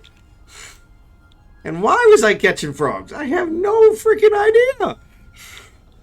But it seemed like the coolest thing to do. Oh. And it was worth getting a beating for. So... Because once I realized how dark it was, that was the first thing that went through my head. I'm in trouble now. I looked up and it's like pitch dark. I'm like, how long have I been catching frogs? Ain't that big of a problem. I guess it was worth it. I don't know. Warp drive active. I mean, everything always seemed like it was, you know?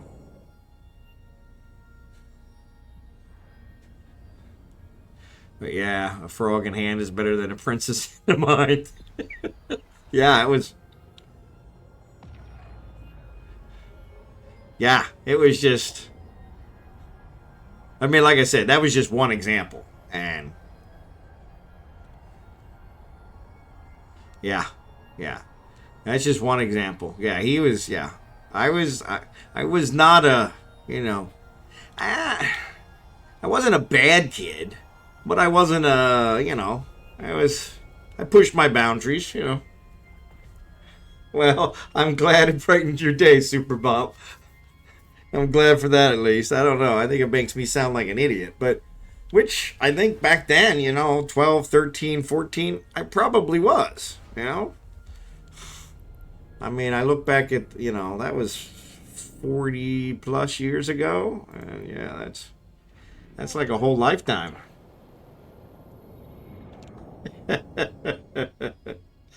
Yeah, see, and I'm pretty sure, and every day might be a slight exaggeration, Slowpoke. I think I was every day, but that might be an exaggeration. But yeah, I think that honestly, he told me a couple times that I don't know what you did, but I know you did something, and you know, and he was right. I had. He just hadn't figured it out. But yeah, I mean,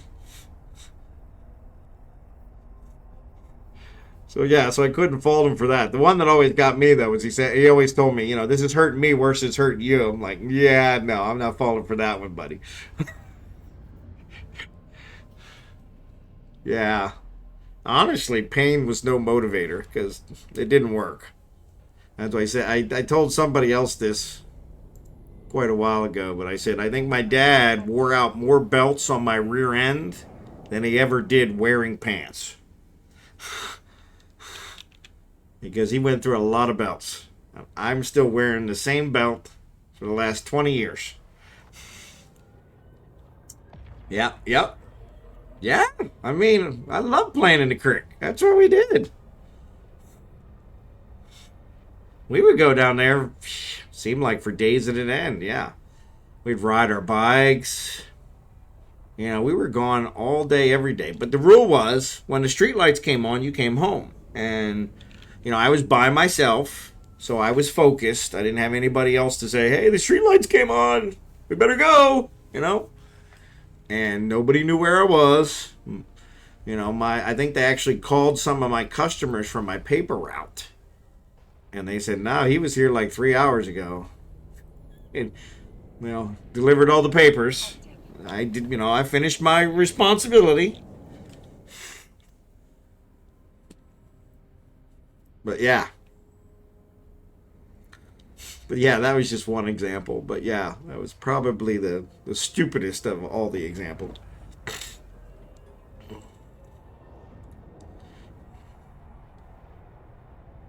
But on the same note, you know, there's, I guess, this law in California. The ads are going to start here in a minute. There's this law in California where you can steal anything less than $1,000 is they don't even prosecute, which seems crazy. I remember as a kid stealing a tube of Duco cement, which is like rubber cement, but it was in a tube, and I got caught.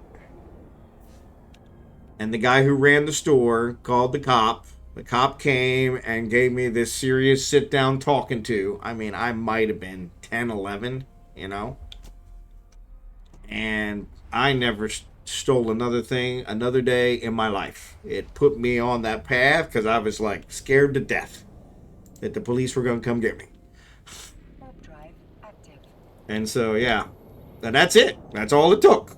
You know, it was almost like a setup. In fact, if I didn't know any better, and I would have thought my dad, you know, had set me up for that one. But yeah, I mean, So, there were things that I did learn from. So I wasn't a complete idiot, But obviously, and that was just the police officer sat me down, talked to me, and said, hey, this, and I don't remember a word he said, but whatever it was convincing because I never even thought about stealing anything ever again. I even have friends that wanted to steal. I'm like, nope, nope, I'm out of here. Sorry. I don't even want to be near you. Yeah. Yeah, and it was like I said, it was Duco cement. I don't even know what I was going to do with it. I didn't even need it. It wasn't like, it was something I needed. It was, I think it was more of a dare, Ads are on.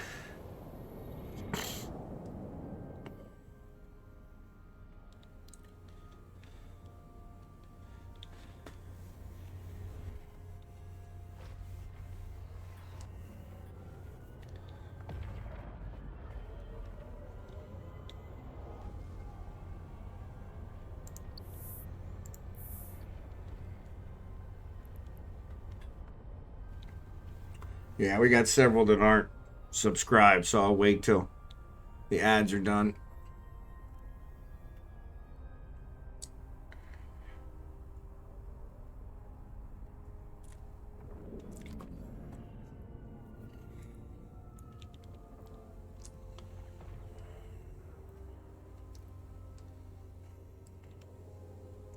Docking permission requested. Docking request. I think out there are a few more females. You were just curious. What's this special magazine for? We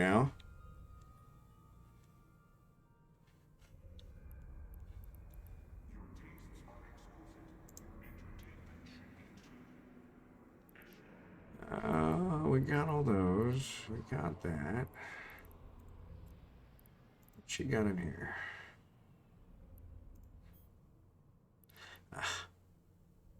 She's got all these. All those poor women, no clothes. Yeah, they're so poor, right?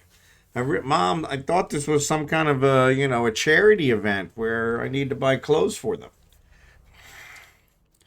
I just wanted to see what size they were, so I made sure to buy the right clothes.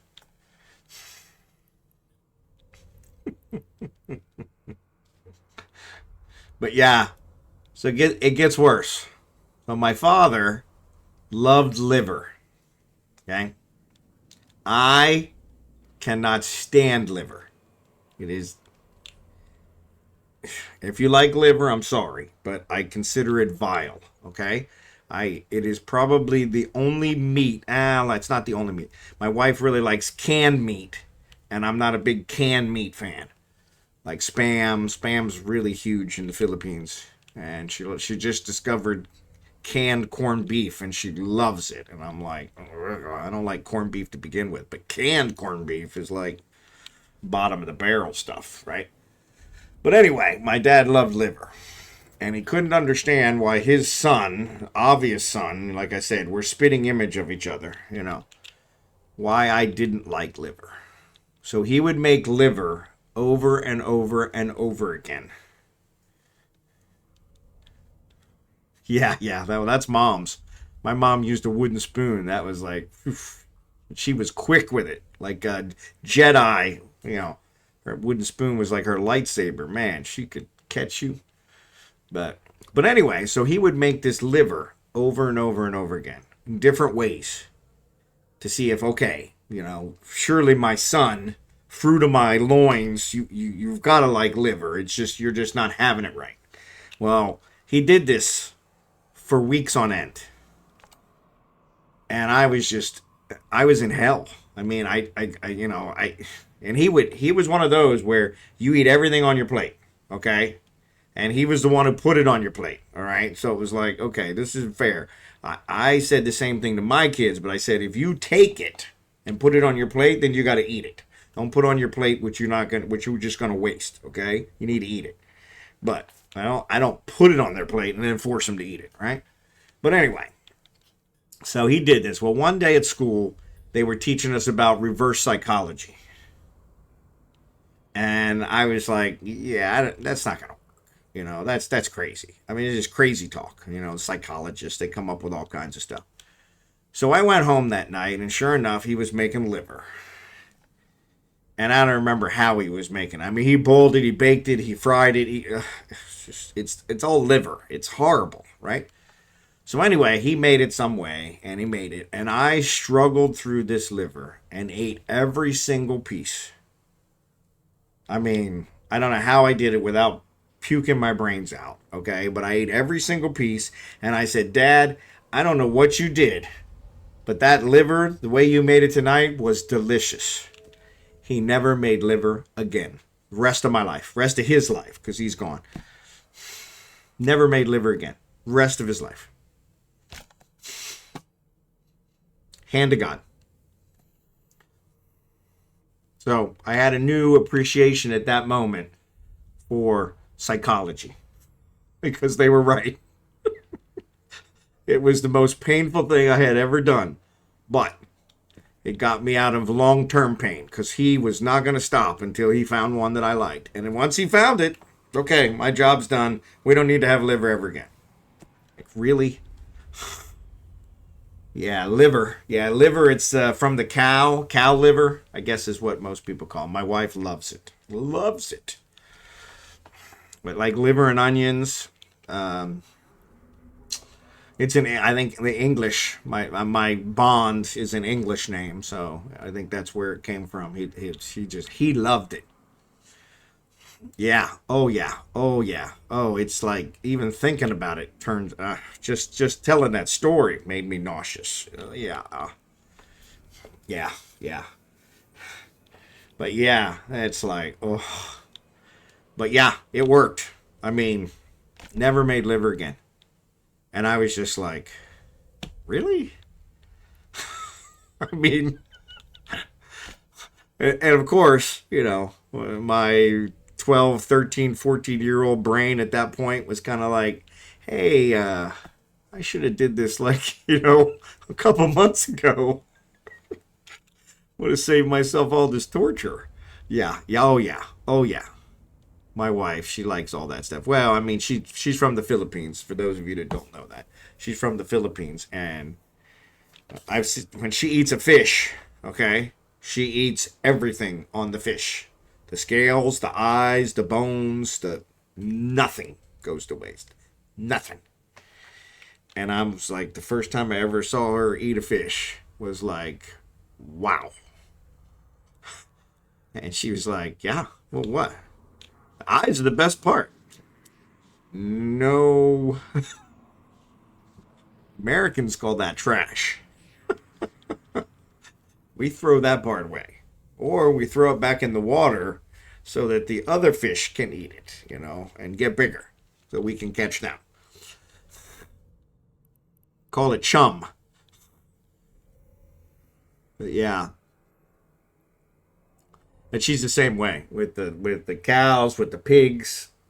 I mean, they have something there they call lechon, which is where they cook the pig, the whole pig, whole. They take the organs out and they use those for other dishes, but then they cook the whole pig whole, and they actually smear something on the skin that makes it the consistency of like peanut brittle, which is a candy. It's like caramel and peanuts, and it's made into like a brick form. They make it into, and they break it up, and like trying to think of hard candy type, but I haven't seen peanut brittle in years. But yeah, this one, the first time I was there, the family bought a lechon, which is very expensive. And they bought a lechon in honor of me being there, and she told me, she's like, yeah, stay away from the skin, because the stuff we coat on it, I guess, is very high in sodium. And she said some foreigners have been known to pass out from the skin.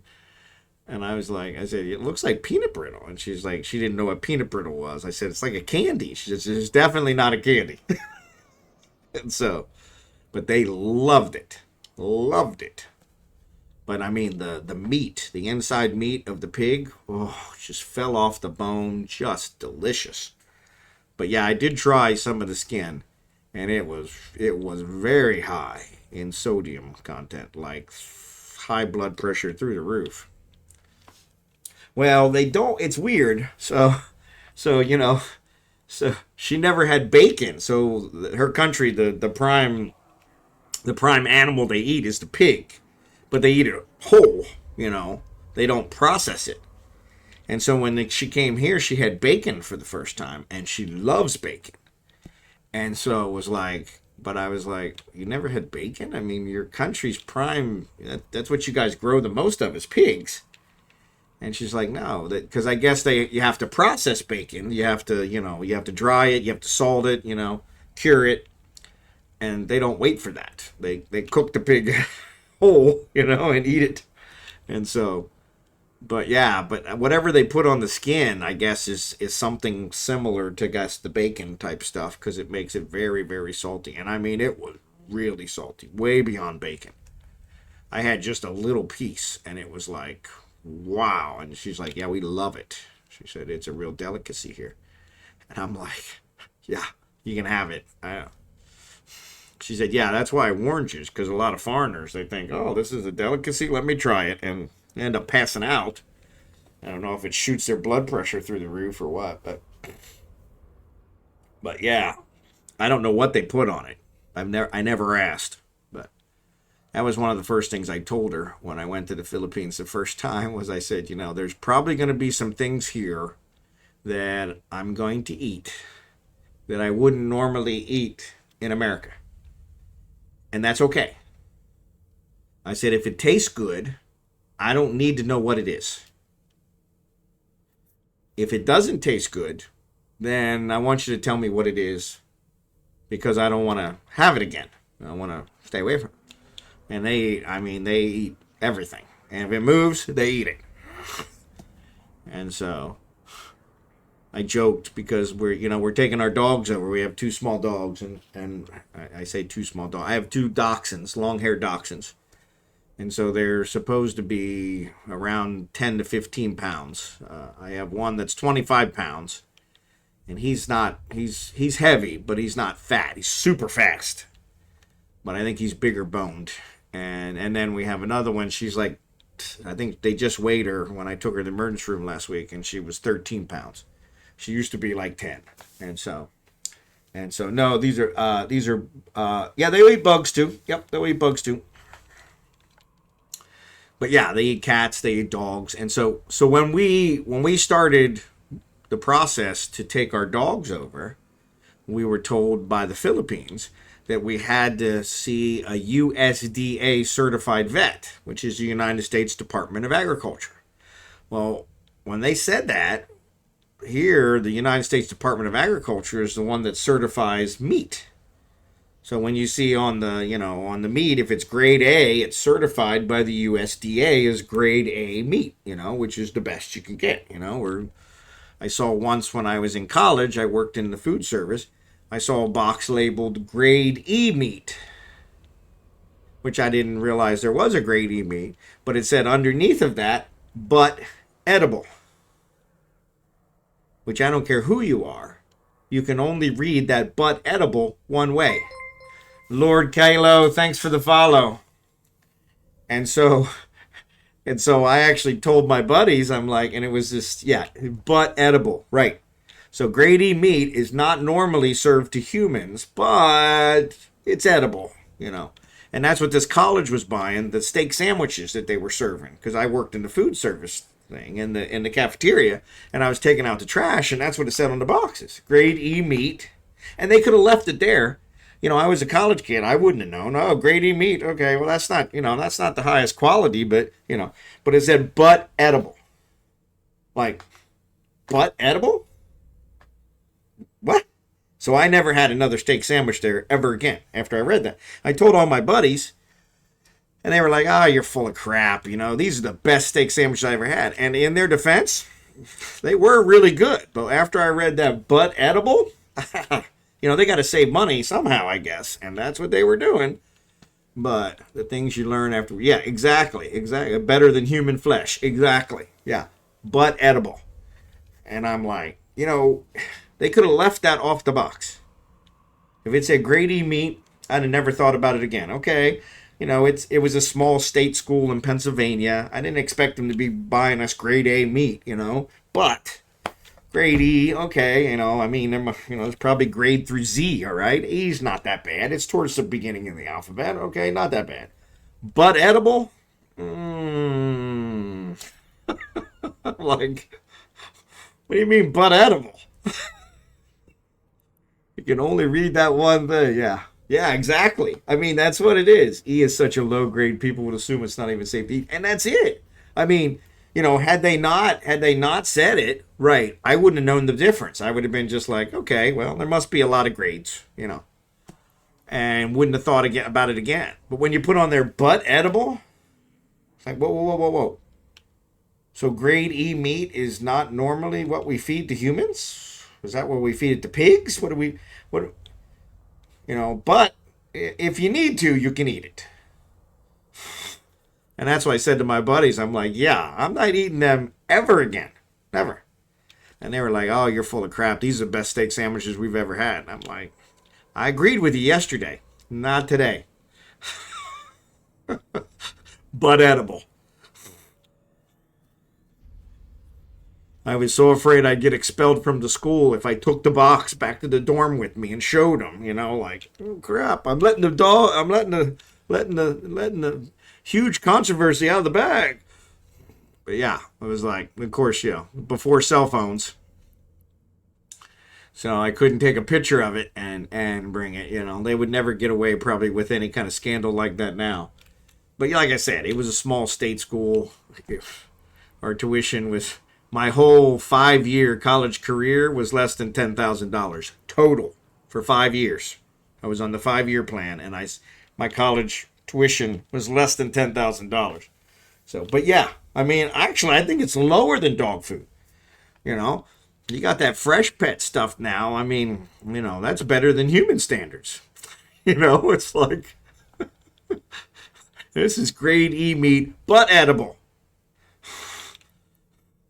Like, we don't normally use it for food.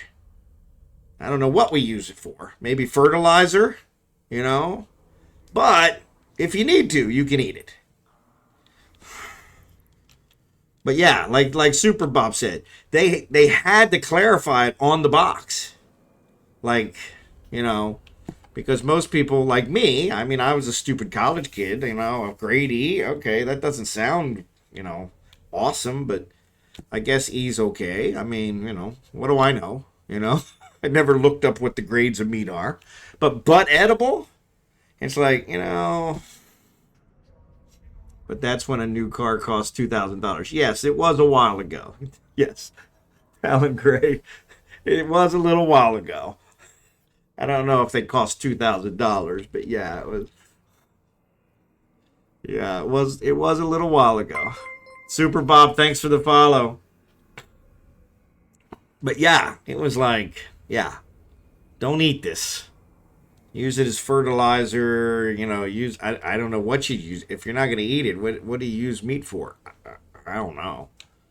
Maybe luring wolves away. I don't know. But yeah, but edible. And I just stood there staring at the box like, you know, I'm not a brain surgeon, but you can only really read the but edible one way. Like, you know, I wouldn't recommend eating this, but if you have to, it's edible. And like I said, we loved those steak sandwiches. Loved them. And I was like, never had another steak sandwich there after that day. Like, no. And my buddies were like, yeah, that's what they said. Nah, you're full of it. And I'm like, I said, watch me. I'm never eating another one again. And I didn't. And that's what finally convinced several of them. Were like, yeah, he really liked those. I mean, I had them like almost every day. And they were like, yeah, he must have saw something because he's not eating them anymore. But yeah, it was like, but edible, you know. And like I said, don't get me wrong. Colleges, they got to cut costs somewhere. They can't be serving grade A meat to, you know, to their, to, you know, or in the food service where, you know, but still, you To this day, I don't know what the grades of meat are, but edible. I know what that means. And if I see a box that says but edible on it, I ain't eating it. But yeah, it's like, but yeah, that was kind of like what Super Bob said. That was what really got it for me, is that they had to clarify it, like grade E meat, but you can eat it. And we weren't just eating it because we were starving to death. They were serving it to us every single day. Like, we wouldn't recommend you eating this, but you can if you want. And I was like, yeah, that's when I started realizing I can't believe what everybody tells me. I got to do my own research on stuff. But edible. Like, I forgot all about that till we started talking about this. Because, yeah, like I said, there's only one way to read that. But edible. Like, what? Yeah, never had another one again. Never. I'm like, you guys aren't just cutting cost. You're cutting cost. Yeah, the good old days. So, like I said, I don't think in the information age that we have now, that they could probably get away with something like that, because somebody would snap a picture of it with their phone, and that'd be the end of that,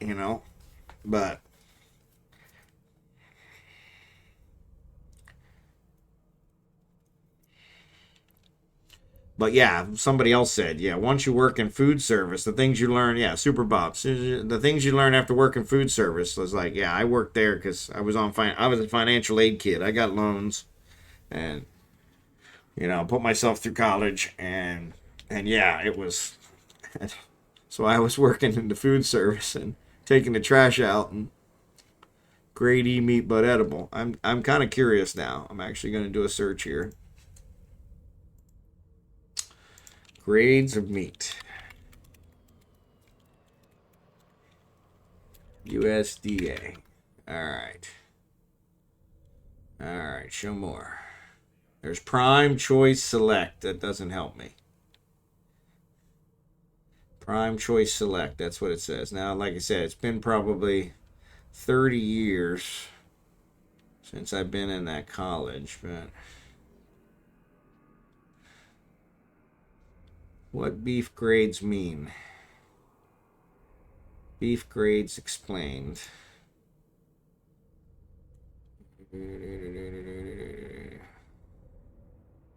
Yeah, so they don't do it. I guess they don't do it by letters anymore.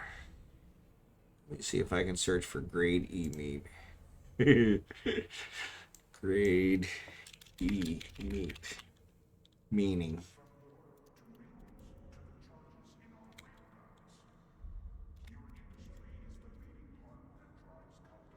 Grade E meat is beef that comes from animals that are either youthful or mature and have heavy shoulders, lean, and darker meat. The animals that produce grade E beef are often bulls or stags, which are bulls that have not been castrated successfully. United States Department of Agriculture grades beef based on a combination of carcass maturity and marbling score. E is more than 96 months. Carcasses with maturity of C, D, or E are generally considered old, while carcasses with maturity A or B are considered young. Grade E beef is often used to make ground meat and sausage products. Although not perfectly related to actual age, maturity cattle tend to be 9 to 30 months. E is greater than 96 months of age. It still doesn't. Yeah, I mean, that doesn't really sound that bad.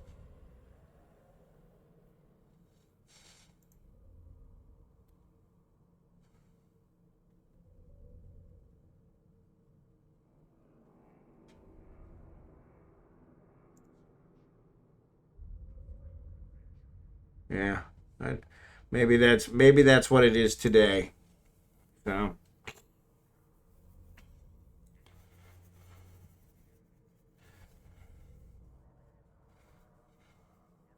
Get your real farm fam all set up in there. Wait, so what grade of meat was your dog? So that was what, so it's funny we get back to that. That's what started this whole thing, right? So when we first checking into what was required for us to move our dog to the Philippines, the Philippines said you had to have a USDA certified vet. I'm like, well, vets? I mean, they don't certify meat, When I think USDA, I'm thinking of meat, certifying meat, right? Well, it's United States Department of Agriculture, so they handle anything that is imported or exported from the country. So it makes sense. So I actually looked around and I found a vet, and I had to have that vet for 2 years. So I found a vet that was USDA certified, got them. They're, of course, more expensive because they have a certification. Imagine that. But I kind of joked with my wife. I said, well, I'm sure they're rating the dogs for what grade of meat they are. So when we get them over there, they can cook them up and they can eat them. Because they do eat dogs over there. They like I said, they eat anything that moves. And so I was like, and she was like, she's very attached to our dogs. The first pet she ever had. And so she was like, over my dead body. And I'm like, yeah, well, I said I don't believe they're actually going to eat our dogs, but it seems like they're wanting to make sure that at least they're certified, so they can if somebody does. But yeah, I asked the vet about it too. I'm like, USDA, and that's what they told me. Well, it's Department of Agriculture. We handle anything for importing and exporting, and so that's why. And so that's what it is I have to fill out a form from the Philippines, and then I have to have the American government sign it. So then when I go back to the Philippines, it shows that it's been signed by both sides, and whole big process, which takes a lot of work, which is why they have brokers that'll do it for you for a substantial fee. So, which is where we're headed. So, but yeah, so I don't know what grade of, they didn't rate my dogs for the grade of meat, but in order to export them from America, it had to be with a USDA certified vet so that they could fill out the paperwork for the Philippines and America so it could be certified on both sides for the import, export, and all the tariffs around that. So, but yeah, it's big business. So, but yeah, that's the first thing I thought of when they said USDA. I'm like, are they certifying our dogs for, what they're going to be? Because, yeah. Well, it's weird because like I said, my heavy one, I mean, he's like a turkey. And so, I mean, he would make a good meal for a family. He once you get that hair off there, I mean, he's full boned. Yeah, he would be probably be delicious. The little one, she's all skin and bones. She wouldn't be worth anything. So we have a bobcat in the neighborhood. That's what I'm always afraid of, is because the bobcat's not gonna go after her. She's too skinny. She can go after the fat one. The problem is the fat one is super fast, and so I don't know that the bobcat could catch him. So more likely, the bobcat would come running out to attack one of them, and he'd take off, and then the bobcat would attack me. Like next best thing. So he's real good at running off. But yeah, it turns out that's not what the USDA was for. So I guess even if you're taking seeds or something out of the country, you have to go through the USDA since they're responsible for import and export. So, but yeah, what grade of meat are they? That was what I was thinking too. It's like, well, I guess they're certifying them, so they get over there. But I told her, I said, do you realize that what we're spending to send these dogs to the Philippines, we could buy 10 more dogs at the prices they're going for now. The 2 we bought, we didn't buy at those prices. We bought considerably lower. The price of the long-haired dachshunds here in Kansas City has gone up drastically since we got these 2. We got Benedict is the fat one. We got him 6 years ago. We got Abigail like 2 years ago. She's the skinny one. And she's older. But yeah, the price has gone up drastically. We looked at the same breeder that we got them from. He's charging 3 times what we paid for Benedict now. And that's what I said to her. I said, for this price, we could buy 10 dogs. I'm like, are you really attached? Because I could find them a good home here. And, you know, we could just get 2 new dogs over there. I'm attached to them as well, so. But I wanted to give her the option. And she answered steadfastly, I'm very attached. I said, okay. Enough said. Alright, so if I do this.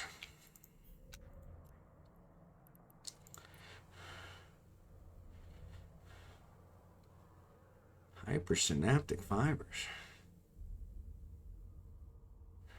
Why would they be hypersynaptic fibers? Make no darn sense.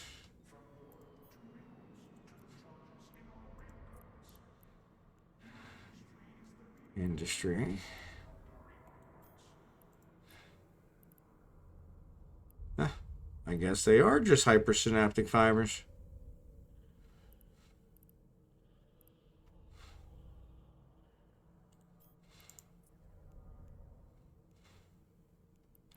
Knox.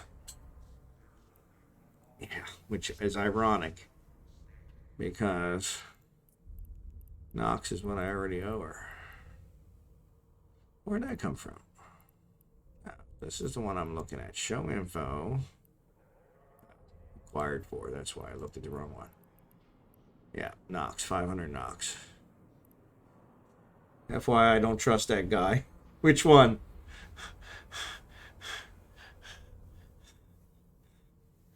Oh, was it the ads you guys had?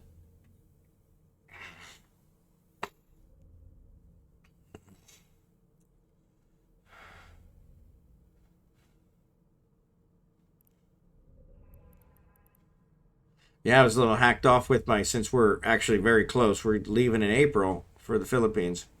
We're pretty close. I said something to my vet when we were there in August. The dogs had their checkup, got their shots. And I said, okay, so, you know, we're close. When are you guys going to start doing this paperwork? Because this is why I've been paying for 2 years the higher price, was because you guys are going to fill out the paperwork. And she said, oh, we're not filling out the paperwork. She said, you got to get the paperwork, and then you fill it out, and all we do is sign it. And I'm like, are you freaking kidding me? So that's when I actually started looking into the brokers that do this kind of work. Because they, not only do they take care of the paperwork, they take care of scheduling the airlines for the dogs. They take care of making sure the dogs aren't on the plane too long, that they're on the ground long enough to get fed and get walked and get taken care of. And they make sure their big claim of fame is that they arrive alive. I guess it's not uncommon for dogs to not survive transport in the cargo hold. And so yeah, so the brokers really, when I did my research, the brokers really seemed to be worth it. So, and honestly, I mean, for what they're charging us, the good chunk of it is a customs charge for the Philippines itself that we have to pay. And so we would have to pay that ourselves anyway. So I don't know that would really save us a whole lot. Between the customs charge and the airline, it's really not that big a difference. And so, and then we'd have to deal with all the logistics ourselves. So yeah, so it seems like a good idea, but it is a lot of money. So, but yeah, I don't know who you're talking about there, Slowpoke. Trust which guy? Maybe there was a guy on the ads.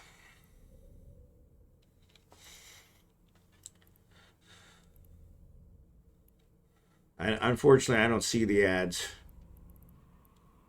It just tells me they're on. And I think you guys probably all get different ones. You may not all get the same ones. Depends on geolocation and probably whatever your latest search stuff is and that kind of stuff. But my goodness gracious, she's got a ton of stuff in here.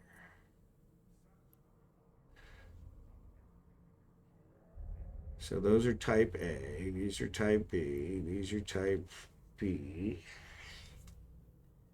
So why are these not stacked? That didn't work. type B2. That's type B2. Why? I don't know. Yeah, they won't stack.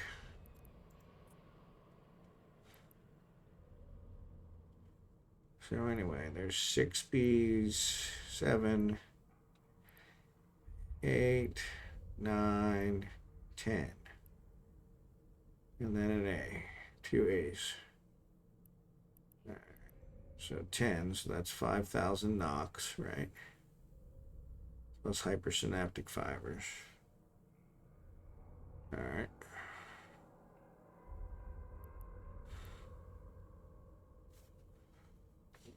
Mark that down.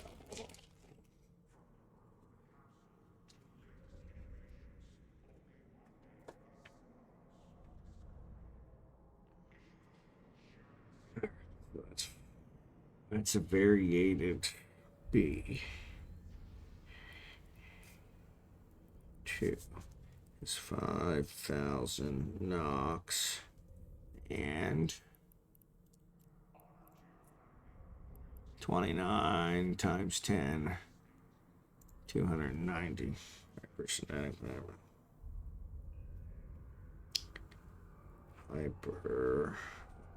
Hypersynaptic fibers. All right, that's the variated B. Variated A, that's also a 2. Show is only 12. Actually, no, it takes 23 to make it.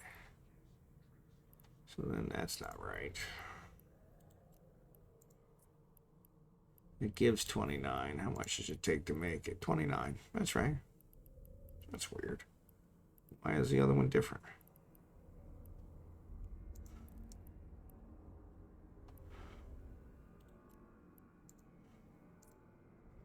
Yeah, so reprocess gives you 12, but make it is 23. You only get half of them back.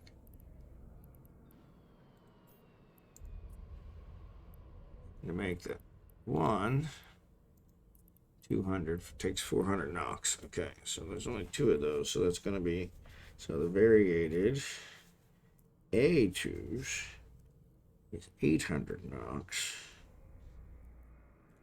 and 46 hypersynaptic fibers. Okay.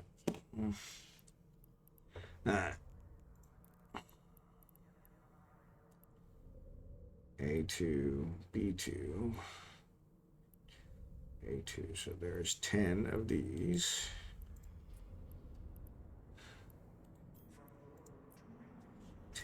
So that's 80. Okay, so this is simple. Simple A2 is 80 hypersynaptic fibers and 100 knocks. Holy shit, so that's 1,000 knocks. Okay. And then there's two of the B's. So that's 20. So then the simple B2 is 20 hypersynaptic fiber and 250 knocks. All right. My goodness gracious.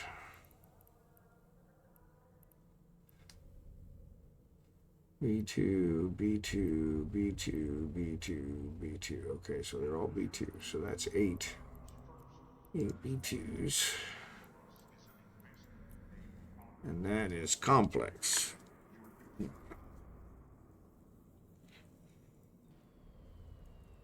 Complex B2. 38 times 8. 40 times 8 is 320, right? 1632, yeah, 320. So it just rounds up. 320 hypersynaptic fibers. Okay. Actually, minus 16, so that's going to be 304, but that's all right. We'll leave it at 320. Then type B1, 625 Nox times 8. 625 times 8. 8 times 5 is 40. 8 times 2, 16. That's 20. 8 times 6, 48. 52, 5200. 5200. 5200. Really? All right, let's check the calculator.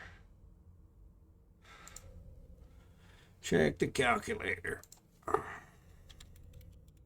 was a math major in college, but I don't trust my math. 625 times 8. 5,000. I said 5,200. Where I got 5,000. Okay. 5,000 Nox. All right, that's the complex. And the coherent. B2, B2, B2. There are 12 of those. All right. 19 times 12. 20 times 12 would be 224, right? So let's say 224 hypersynaptic fibers. This is coherent. B2. All right. Then Nox 313 times 12. 313 times 12. 3756. 3756 Nox. My goodness gracious. So I was already short a whole bunch of Nox for Blossom. Now I'm way even more shorter. Good golly. Ticklemmy. Ticklemmy? I think that's it. Ticklemmy T8. Check the calc because you don't have a brain. Yeah, exactly. I think we determined that earlier, right? I think we determined that earlier. So, all right.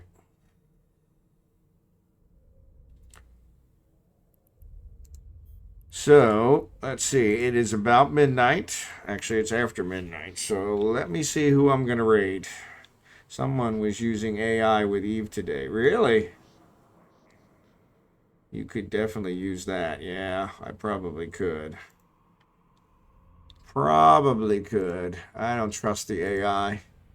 I have a feeling it's going to figure out pretty quick that it's smarter than me. And then it's going to be like, hey, that's not going to work.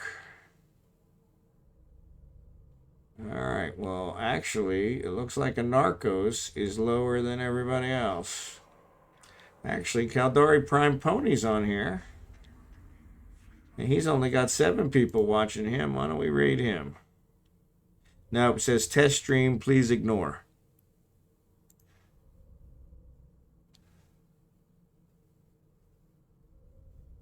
So, probably not.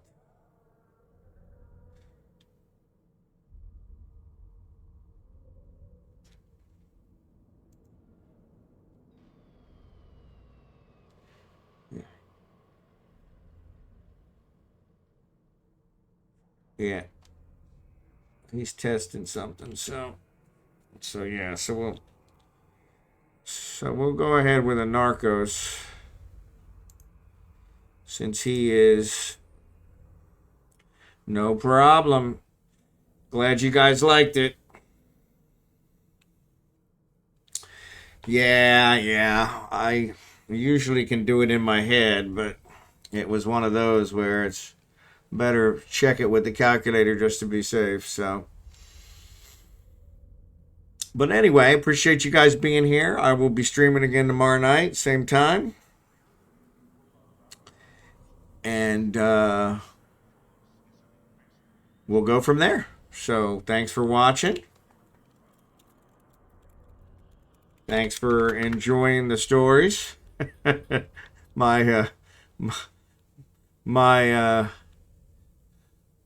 my stupidity stories. So, but yes, same time tomorrow, and I'll see you guys then. Hopefully, we'll be back. Actually, I will be back in Venoland, so we'll be doing some level 4 missions. I probably won't have enough time to tell you about my stupid childhood. So I'll be too busy trying not to get killed and show you that I'm stupid. So, but anyway, you guys have a great night, and I am going to raid a Narcos.